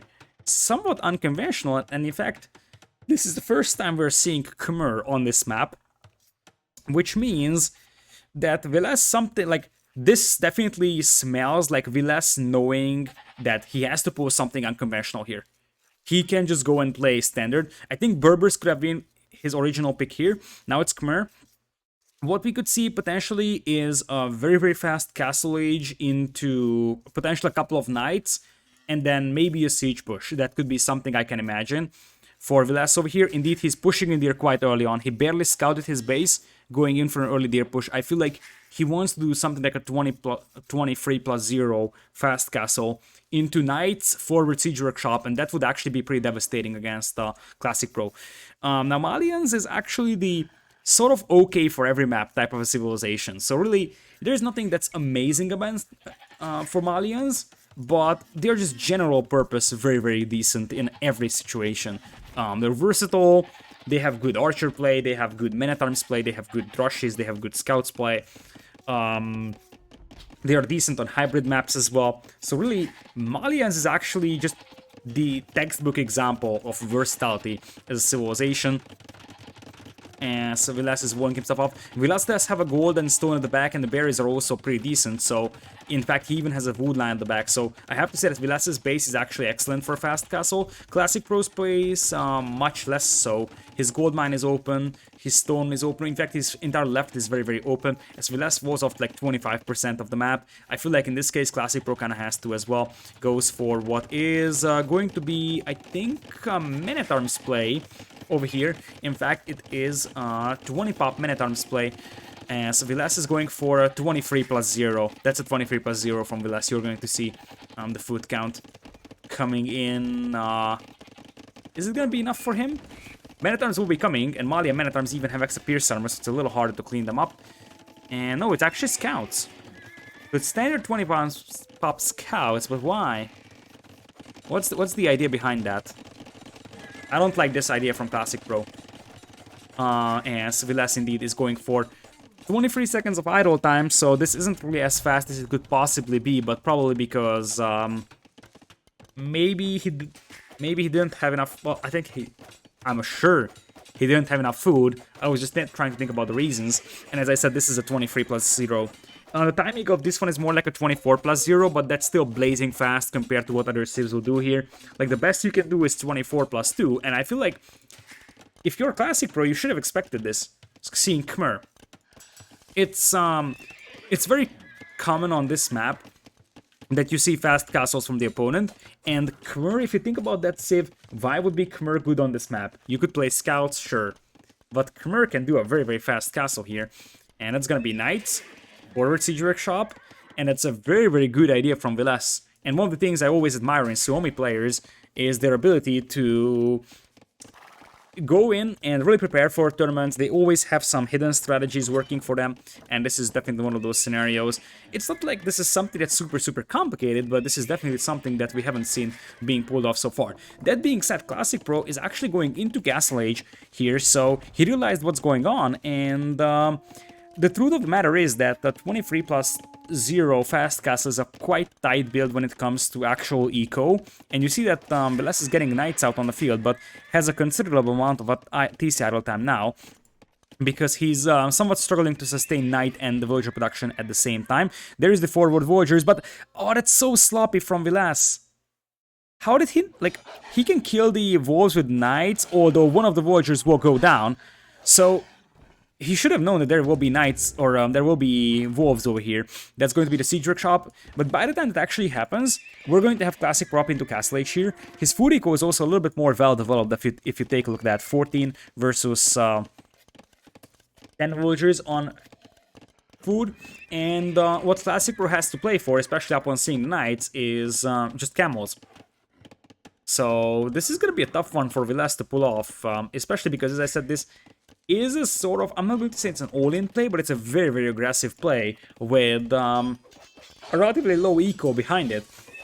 Castle Age still 20 seconds away for Classic Pro here, but he's looking good in this game as well with Malians. And there's a siege workshop. There will be monks to get conversions in. If Classic Pro reaches Castle Age, that's the first thing that he has to do as well. Camel Night Wars, you actually have to add your monk as soon as possible as well. Here comes the monastery from Classic Pro. And I have to say that he is looking extremely sharp today. There's a Scorpion on the way. Classic Pro doesn't really have a lot of good wood lines, although he could just still fall back to this one or go back there as well. In the case of these fights, you actually probably prioritize +1 attack, although, well, +1 defense is already in for Classic Pro. He opened with that probably because as he's going to lose a villager to that Scorpion, was a little sloppy. The Barracks is slowly going down, so this is still something that Classic Pro has to be careful about. Tries to intercept the Scorpion, and then they will try to repair the Barracks, and now attacks downhills. That's actually a very, very nice fight for him. Needs to keep the Barracks alive, because that is kind of a key to his base, so to say, as he's running away. This is a nice defense from him, adding TC number 2, and Villese is still playing with TC number 1. As I said, 23+0 is a very, very tight, fast castle build, and usually is going to stay 1 TC for quite a while.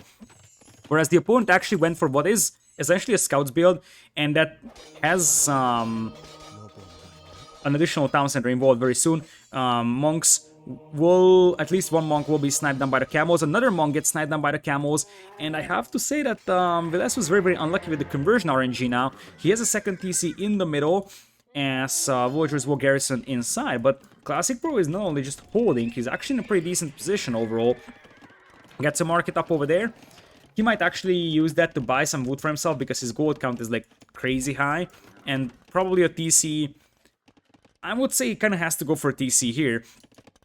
And then whoever gets a castle up in between the two is going to have a massive upper hand over the opponent. Camels will now launch counterattack. We'll see if Classic Pro is going to start mixing in knights, and indeed, he will. And that's not going to be a TC, that's going to be a forward siege workshop over here to try and push this position away. That is actually something that's completely reasonable for multiple reasons.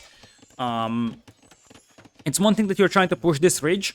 It's another thing that you're also trying to pick off potential siege weapons from the opponent. Trying to pick off the opponent's monks with your siege weapons is also part of the equation.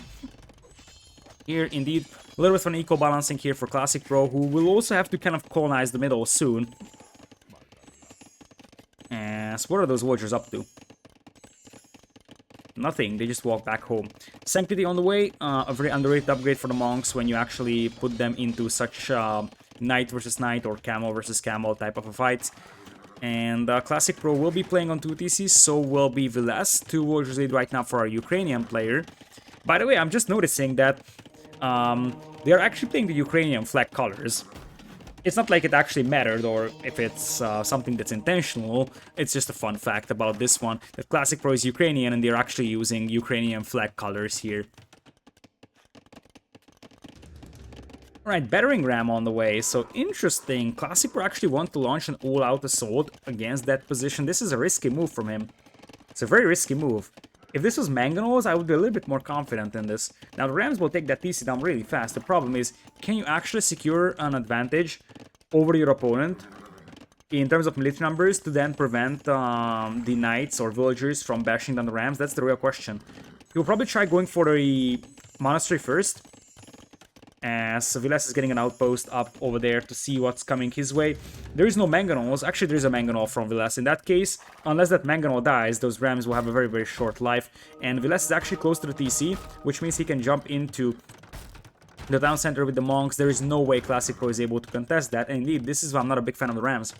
A Mangonel or the monks close to the TC, they will just be able to deny this push over here. And Classicpro will need a Mangonel, as Sanctity is coming in as well. And Villese is already collecting stone. I wonder if he's going to send more villagers in or if he's just piling up resources for another town center. Both players on 2 TCs. And so we're going to have a pikeman switch coming in here for Villese. He has to be careful about that because his opponent is Malian. So Malian longswords or later on 2-unit swordsmen could be pretty devastating. So here comes the ram push. Once again, the Mangonel is out, or soon to be out for Classicpro. Villager count still that even. Food villager count also very, very close. In fact, the eco balance is very similar for both players in this one. And the Battering Rams die very easily to Mangonel, so I feel like this is a little wasteful from Classicpro. And I think that he could have just gone for full Mangonel push instead of the Rams. I don't like the Ram play here at all. Villese is now getting a nice and little forward establishment over here, and those Rams will be absolutely useless. As I said, the problem with the Ram push in this situation is that you're just unable to capitalize on it because you need to be able to destroy the opponent's entire army. Ram push works nicely if you have a dominance in military quality and numbers over your opponent. Redemption coming in here for Classicpro. So he's committing to this one, but he soon has to start actually doing stuff because the problem is that it is taking too much time for him to make all things happen. Make multiple Rams, Mangonels, now Redemption. Truth being told, if Redemption is coming in here, that could be really troublesome for those Mangonels, and indeed. Now, Monk trying to get a conversion on the Scorpions. Scorpions have 8 range over here because those are Chimera Scorpions. And the Villagers are also repairing the Rams. There is Monk trying to convert the Scorpions, but you have to convert the Mangonels, otherwise it's not going to work out well. And it seems like there was a knight converted. The monastery does go down. Next is the siege workshop, and the Mangonels are still inactive. Now jumping into the combat, I think Classicpro now has to commit to this one because he's too close with those knights, and some of them might actually get converted, indeed. And his monks are out of juice. Why Rams? If this was Camel and 5 Mangonels, I feel like this would absolutely be a stomp. Now Classicpro is trying to get a castle up here for himself, by the way. Now I don't understand why he committed to this one. He's 11 on stone, so he wants a castle very, very fast for himself. If he actually doesn't commit to that and just stays up back defending, he could have dropped the castle here, and that would have been nice as well. But now he's getting outnumbered in military quite heavily. In fact, army value is 3 times his. The pikemen completely caught him off guard. And I really wonder if he's gonna have the time to get the swordsman in here. That was a bit of a sloppy decision making from Classicpro. So when he looks at these recordings, he was gonna have to kind of realize that his push wasn't really legitimate. Like, he tried pushing a castle, but the preparations took way too much time, and then this push yielded him absolutely nothing other than being able to destroy a monastery. And if you look at this, Mangonels are wrecking that barracks or that siege workshop so fast as well. He could have gone for 4 Mangonels, and those Mangonels would have been very, very efficient at dealing with the monks as well. Castle is coming up here. Doubt? That's a doubt. That's a big one. And that might be GG there. Villase's Voyager count now is way weaker than Classicpro's one, but this is what I was talking about. You can actually start committing to this, and Mangonels will still be melting buildings. This is why I didn't understand why Classicpro was trying to force rams. And if you're Villese, just ground attack over here. Keep one Mangonel at ground attacking here, because that will prevent all those Voyagers from accessing that castle forever, basically. Nice one from Classicpro, though, intercepting the Mangonels, and it seems like this castle is going up right now. Villese is also piling up stone for his own castle, and he wants to go into Imperial. In fact, he's already on the way to Imperial. And suddenly, Classicpro's numbers are looking much, much better. So, as much as Classicpro's commitment to that push wasn't really something that paid off, neither did it for Villese. And Classicpro is 16 Voyagers ahead, but he's not going into Imperial. And that's the problem that he's facing right now. Eventually, now would be the time to switch into Swordsman, and we're seeing Geppettos. No. Big no on the Geppettos. Why no on Geppettos?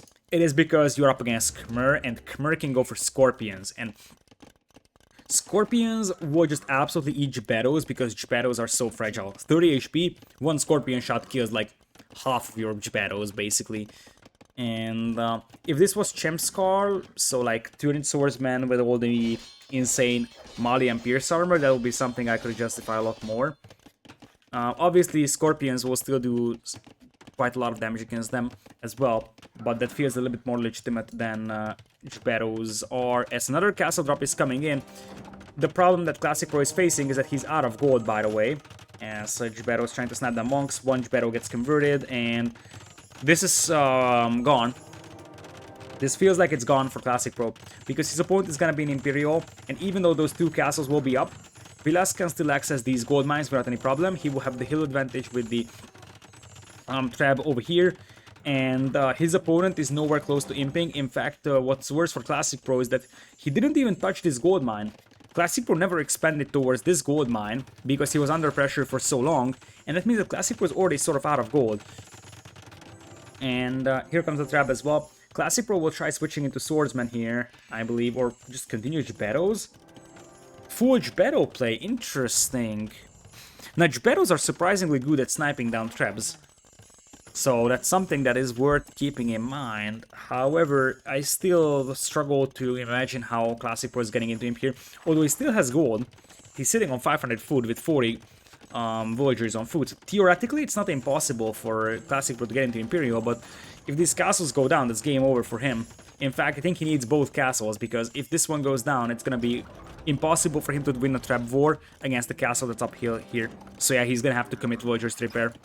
And you kind of have to dive in with the Geppettos, snipe trap. I think Geppettos are actually surprisingly good at sniping traps. And here they come. They're real fragile, but they do a lot of damage. And you see, you dive in, you dive out, and they're not super expensive either. So this was actually very, very nicely done by Classicpro.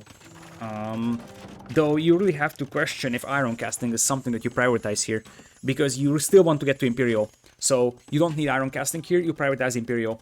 Your Geppettos with +1 attack, as by the way, it's worth pointing out that Geppettos actually do ranged melee damage, so just like throwing X-Men.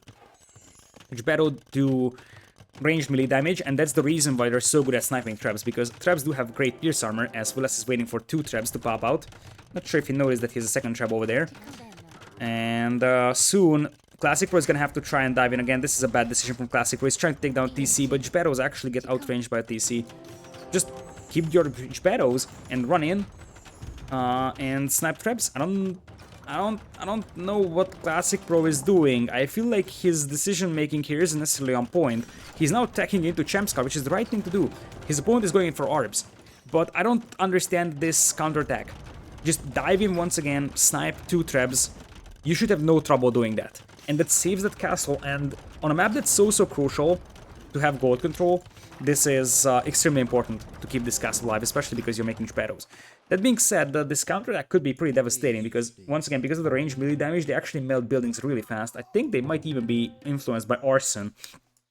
So, Geppettos are surprisingly good as a raiding unit, because they do a lot of damage, and they run around really fast. But still, the fact that that castle is lost for Classicpro means that this castle will be lost, and that is the problem that he's facing. It's one thing that he lost his castle here. The problem is that now it's one castle against one, and that is the hill advantage for the Khmer player over here with 3 traps being set up. And that is not enough Jberos to snipe that down anymore. You had to snipe down those traps a lot earlier, and that decision making could actually cost the game for Classicpro because he could be forced off from gold. Still, he's getting the longswords out, so it's not the end of the war yet for him. But you see that he's already having to commit all these villagers to repairs. And imagine if he killed those 2 traps with these Jberos instead. He killed a couple of villagers, but like he killed 13 villagers in the entire game. Which means that these Jberos died for probably 5, 6, 7, 8 villager kills, whatever. Does it matter? It does not. He would still have a massive villager lead. It would have mattered, however, if there was 2 less traps here for Villese, because one thing that Villese didn't have is a lot of production in terms of traps. He had 1 castle, snipes down 2 traps, you buy yourself about 2 minutes of time with these castles being alive, and that was the time that you needed to reach Imperial, tech into swordsmen, and then start actually sending in the swordsmen. And now, you see, there is no gold. Luckily for Classicpro, he forgot about this gold mine, so he actually is going to have some emergency gold here. And he still has the eco, so this is not completely gone for Classicpro, but he's really on a timer now, and all comes down to the fact that I feel like he misused those Jberos. He tried doing more than what he should have had. That's basically my analysis on this one. That being said, Vilese's Blast play actually is reasonable against the Jberos. And now it seems like Classicpro wants to get another castle up here. That would actually be a nice idea. He needs a castle here. In fact, ideally the castle is in this position. Because this castle would, like, if you place it over here, the traps from this hill can range it. You have to place it over here so that there is no traps that can range it. And it's somewhat sloppy from Villese that he's not actually looking at that side. He kind of has to play for gold denial here on this map. Champion on the way. Barracks are slowly going down. It's only 6 barracks from Classicpro. Plate mail is in. And iron casting is in. So that means that those swordsmen are more or less full upgraded. There's hill bonus too. Chempscar's barracks deleted. That was the barracks deleted to let the swordsmen flood out, and those guys are scary. These guys have 7 pierce armor, so each arrow does about 3 damage to them. But they do a lot of damage to any other units, and you see why Chempscars is the solution here. And Classicpro is not completely dead yet. In fact, I think what he needs to do is just maybe retreat for a moment. And the fact that he's actually getting a castle up over there on the gold, and he still has gold X is actually huge. Now it's going to be Hussardo from Villese. I feel like mobility will soon become a crucial part of this game. And Villese also still has trebs available. I'm not sure what those tables are going to be up for. Could be elephants, but I feel like it's just going to be light cav, although this is debatable. You could be using light cav for mobility and raiding potential, but you have so much gold that you probably don't want to just go for light cav as it is. Anyways, Sneaky Brax coming in here for Classicpro, trying to launch a counterattack against Vilese's base. And now the swordsmen flood out, and that could be 3 traps down. That would be an awful, awful loss for Villese. I think these swordsmen are also attacking downhill, so 1 trap goes down really, really easily, and it's gonna be elephants. Now, elephants are actually surprisingly good, and I actually like that decision overall. Because the thing is that right now these elephants aren't amazing, but once you get Tusk Swords, they will actually be very, very decent as a unit against the champions. And here's the deal. Malians don't have good halberdiers. When you had halberdiers available for Malians, that would be fine. But one thing that Malians struggle against really badly when in late game is heavy cavalry if they don't have access to heavy camo. If they have access to heavy camo, they are actually very, very good against heavy cavalry with the rainbow camos. But tech switching into heavy camo in many instances, especially in 1v1, is something that the players do not have time to, and the pikemen are completely useless in this situation. And once again, I feel like Classicpro is just being pushed back against the wall so much. So Villese with the hill control, Villese with the confident gold control. If Villese knew about this castle here, this castle would not be existent. And the Classicpro is now officially 3 villagers on gold. And if I feel like if Villese actually starts making a couple of light cav or cavalry here, he can actually start running into the eco of Classicpro. Classicpro is playing this one well, but I feel like some of the timings and decisions were wrong from him. And against a player like Villese, especially on a map that's actually very, very punishing, this is a very punishing map. Because you take one bad decision or one bad timing and you lose the game because you will lose access to gold. So This map is really a map where you can punish your opponent for making just one bad decision or just having one of his moves mistimed. And I think this game goes back to that castle push that Classicpro made. He tried going for Rams, which I don't think that was any legitimate in that position. Mangonels could have been much more reasonable, and he did that just before adding Voyagers to Stone for a potential castle. I feel like if he didn't push that at all and just went for forward cast, that could have been completely different as well. Because I feel like he committed way too many resources for that push, and that yielded him absolutely nothing, and now Villese is actually aware of that castle because he's going to lose a Voyager that goes to build that outpost. There's the forward Brax, and he's still trying to spam champions into the opponent's eco, and that could still work out, but Mali and Pikemen are awful. I think Mali and Pikemen is one of the worst Pikemen in the entire game. No Blast Furnace, no Halberdier upgrade. They have insane Pierce armor, sure, but dealing with cavalry is a different thing over here.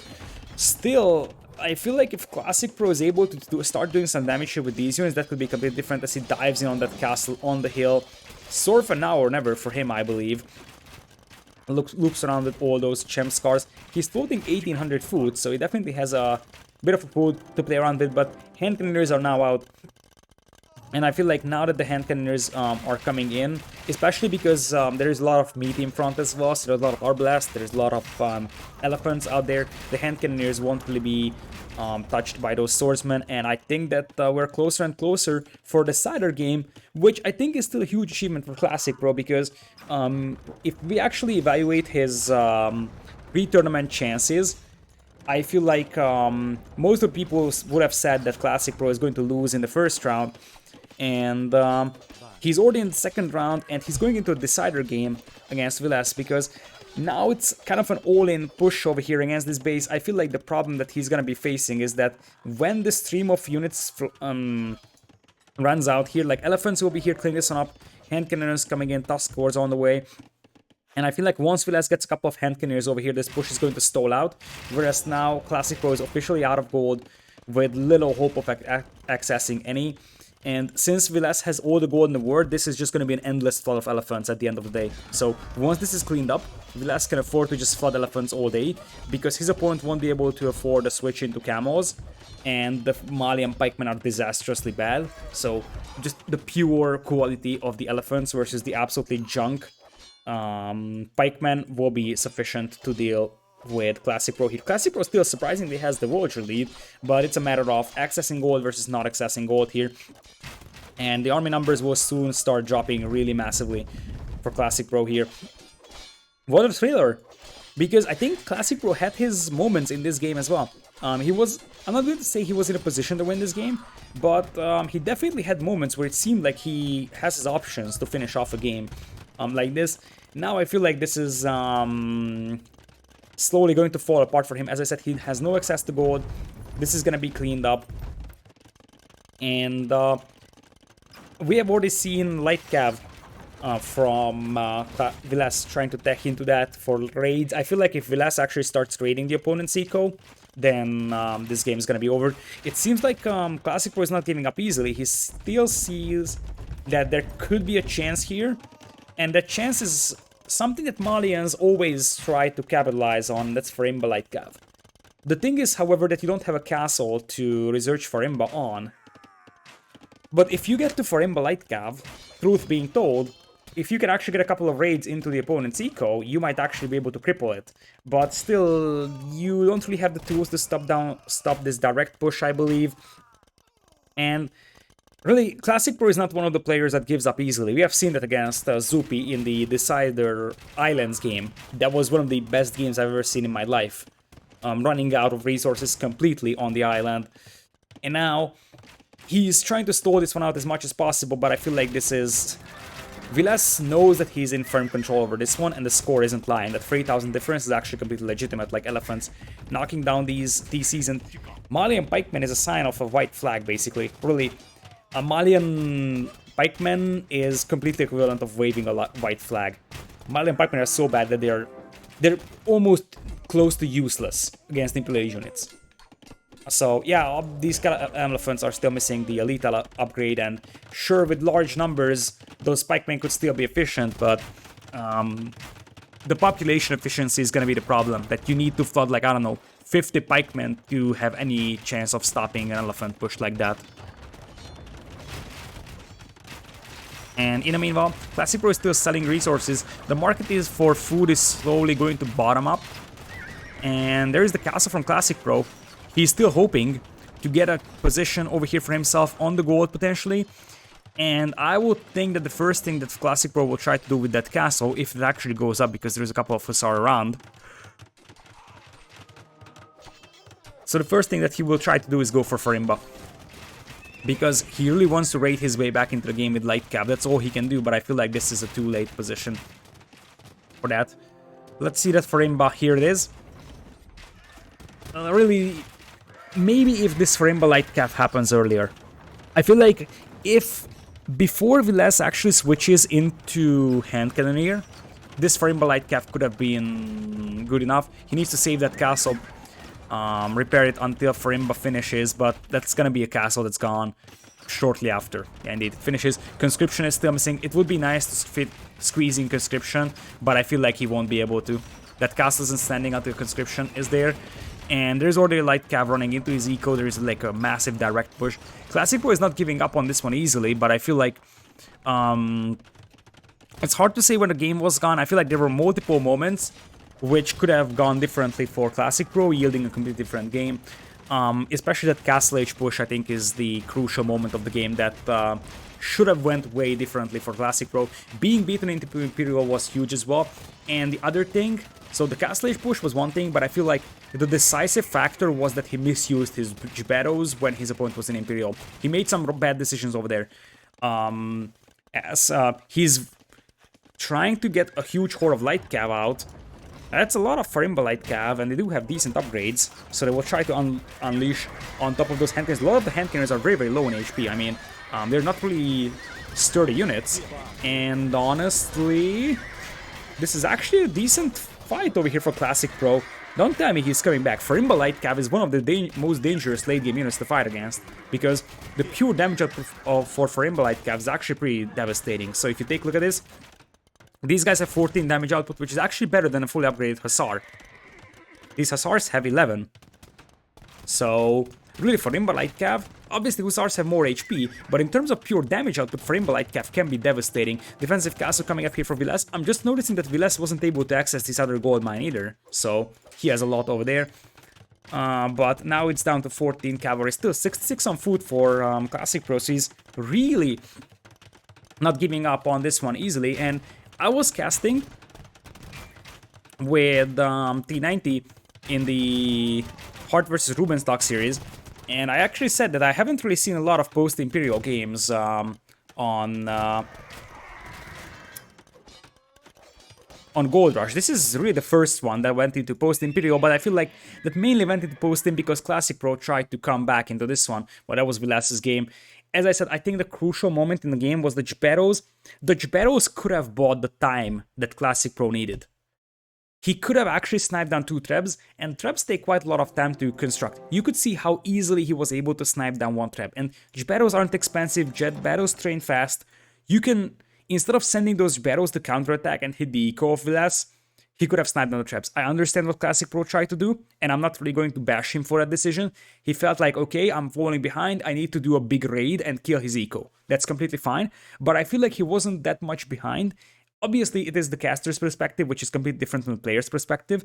However, at the end of the day, had he sniped down those traps, I feel like he could have saved both castles, or at least keep them up until he reaches Imperial and he's able to be competitive in a trap war.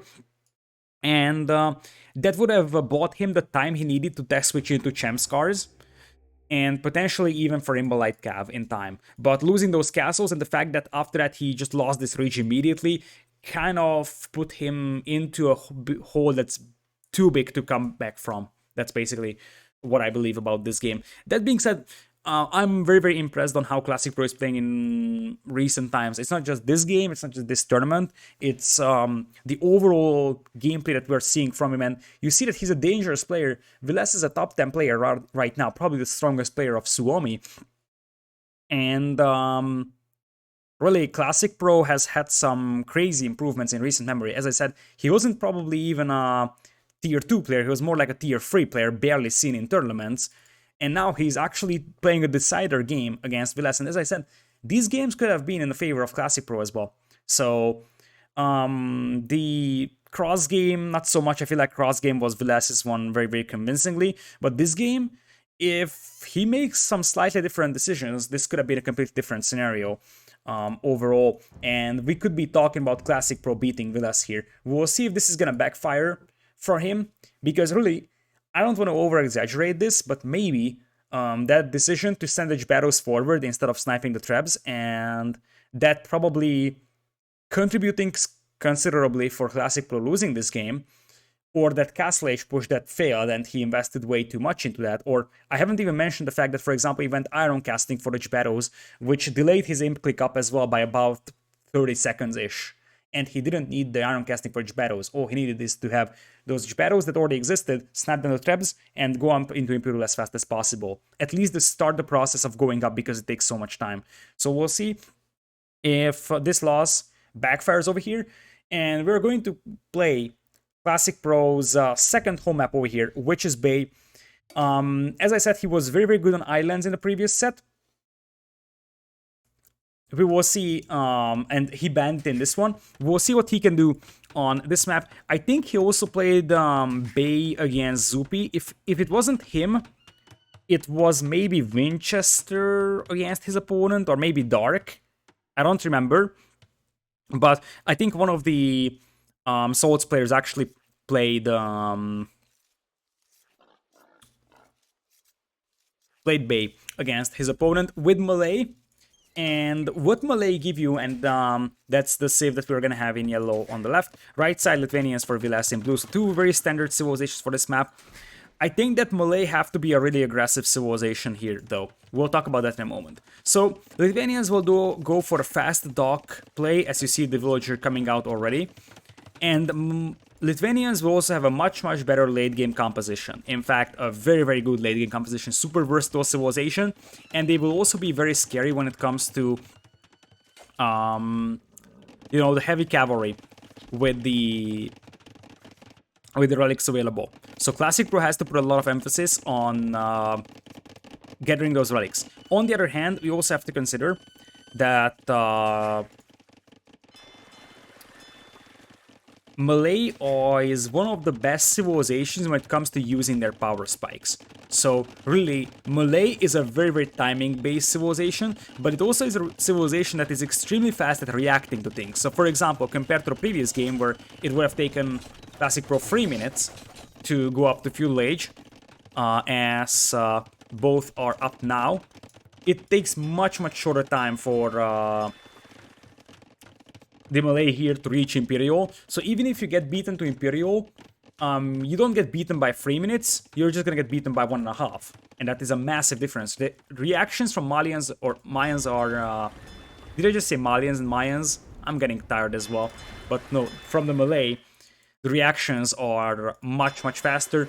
That being said, it seems like the first couple of fire galleys are out here for Villese, so he caught the start a little bit better, and also Classicpro loses his scout over here, so Villese will probably come back and try and harass it. His scout here, Classicpro loses the first fishing ship, and that is already a win for Villese. Not a great start for Classicpro, I have to say, who, by the way, has a pretty decent map. We didn't talk about that. Villese already rolling himself up on land, making sure that he's not going to get surprised by counterattack. I feel like soon Classicpro will be in the need of a demo because he's getting heavily outnumbered on the water. Oh my goodness, this is his home map, and I was questioning the decision to ban islands. He could have picked the islands himself, and he was good against Zupi on islands. Maybe he didn't feel confident about that game. Maybe he felt like Villese is too much for him to handle on islands in water, and that is exactly what we're seeing over here. But even then, I am not 100% sure how he ended up playing this map, because this is now falling apart for Classicpro. Oh my goodness, losing water really fast over here. Another Voyager goes down, and oh, that is awful. 2 Voyagers down, Fishing Eco is gonna die, and I think that Villese actually feels the blood in the water, immediate reaction is that he's making fishing chips. He knows exactly that his opponent is gonna have a really hard time on the water now, and at best what Classicpro can hope for is some insane demo hits. Otherwise, this is getting next to impossible for Classicpro to steer back in terms of water control. He's still believing on the water because otherwise he would be making land production facilities right now. But even if he wants to attack on land, Villese is already evolved. He's got Woodline and Gold at the back. The berries aren't nice. In fact, I'm surprised that Villese only has one version on berries, but he's got a lot on fish. And Classicpro will try to go for demos, and it seems like both on these hybrid maps, Classicpro is having a tough time, so Cross and Bay as well. And that's interesting to monitor, so it seems like to me that Classicpro is still feeling more confident on land maps instead of actual hybrid maps. Which is not really a big deal. Obviously, Hidden Cup is one of those tournaments that features a lot of hybrid maps, so some tournaments have a much more balanced map pool, so to say. Hidden Cup is quite heavily focused towards hybrid maps. In fact, the majority of the maps are hybrid. There's very, very few pure land maps available. So I think Hideout and Gold Rush only in this map pool. We'll see if the map pool gets expanded for the main event. I don't have any information about that. Last year we had Cup. During the event last year we had, how was that map called? High Tide. So we had a lot more maps in last year's Hidden Cup, Hidden Cup 3. So we'll see if that's gonna be happening. Demo will attempt a demo snipe, but once again, most of the fishing trips are spread out, and it looks like Classicpro will try to come back onto the water, but I feel like the sheer fact that Villese had basically 6 fishing ships completely untouched for the majority of the game, I think already starts showing in a full eco. And that's the thing, many players or many people just say, hey, he's the one winning water, so now he's gonna have an advantage in eco. And to me, it starts to be clear more and more as I'm seeing these games, especially in Hidden Cup 4. In Hidden Cup 3, this wasn't that obvious. In fact, I didn't even notice this. But in Hidden Cup 4, it starts to become obvious that it's one thing that you're able to win the water. It is also important how long you're able to keep your fishing eco alive. And I would dare to say that this map is more about how long do you keep your fishing eco alive instead of can you actually win water. Because it might be a very, very long water engagement where one player loses fishing eco and the other one still has it alive and working. Even if the other player wins water, at the end of the day, he doesn't gain anything from it immediately. The real benefit from the fishing eco comes in the Castle Age timing, and you see that Classicpro is going to get beaten really hard into Castle Age. As Villese also went out to take the hunt, I feel like, as I said at the after Arabia game, the beauty of winning Arabia is that all you have to do after is win your home maps, and you always assume that your home maps are the strongest maps that you can have. However, it seems like Villese was a little bit more well prepared for his for this map. I feel like Villese might also have outdrafted his opponent a tiny bit here, because even though Malay is a good civ for this map, I feel like Lithuanians are extremely strong here. There is 2 parts that contribute to that. Number 1, they can play for the fast dock play. Number 2, their late game is pretty versatile. And this map is actually something that often goes into very, very late game scenarios, because the map bases are vulnerable enough and defendable enough to yield a little to no Castle Age engagements, and oftentimes clashes do happen in early to mid Imperial, and this map is definitely one of those that has a potential going to post Imperial. And at the end of the day, I feel like Lithuanians, with the fact that they are able to go for those super strong cavalry with the relics, the fact that they are extremely threatening to their opponents, with that is just something that propels Lithuanians into potentially the best civilization spot on this map. Anyways, there's the Malay power, as I said. Even if you fall behind, catching up is not that difficult with Malay. The problem that the Classicpro will be facing, as he only gets beaten to Castle Age by about 10 seconds, is that he's gonna be up against double stable knights, and he's not even remotely close to being able to react to that with an absolutely wide open base. He's got 1 archer back at home, and I have no idea what he's gonna be up to. So I feel like, yeah, he's alive, but he's making crossbowman upgrade for 2 archers. Whereas his opponent is sitting on 4 archers, and it's gonna be double stable knights. Villese is dropping Thesis number 2 and a monastery, as you would expect. And all Villese needs to do now, he knows exactly that he's got the water control. He knows exactly that he has a pretty considerable eco lead, because it's one thing that he has controlled the water. He also killed 2 repair villagers over here from Classicpro, which means that Classicpro's eco is really weak compared to Villase's one, even though obviously melee faster uptime compensates for it a little bit, so at the end of the day, the Voyager differential is only 4.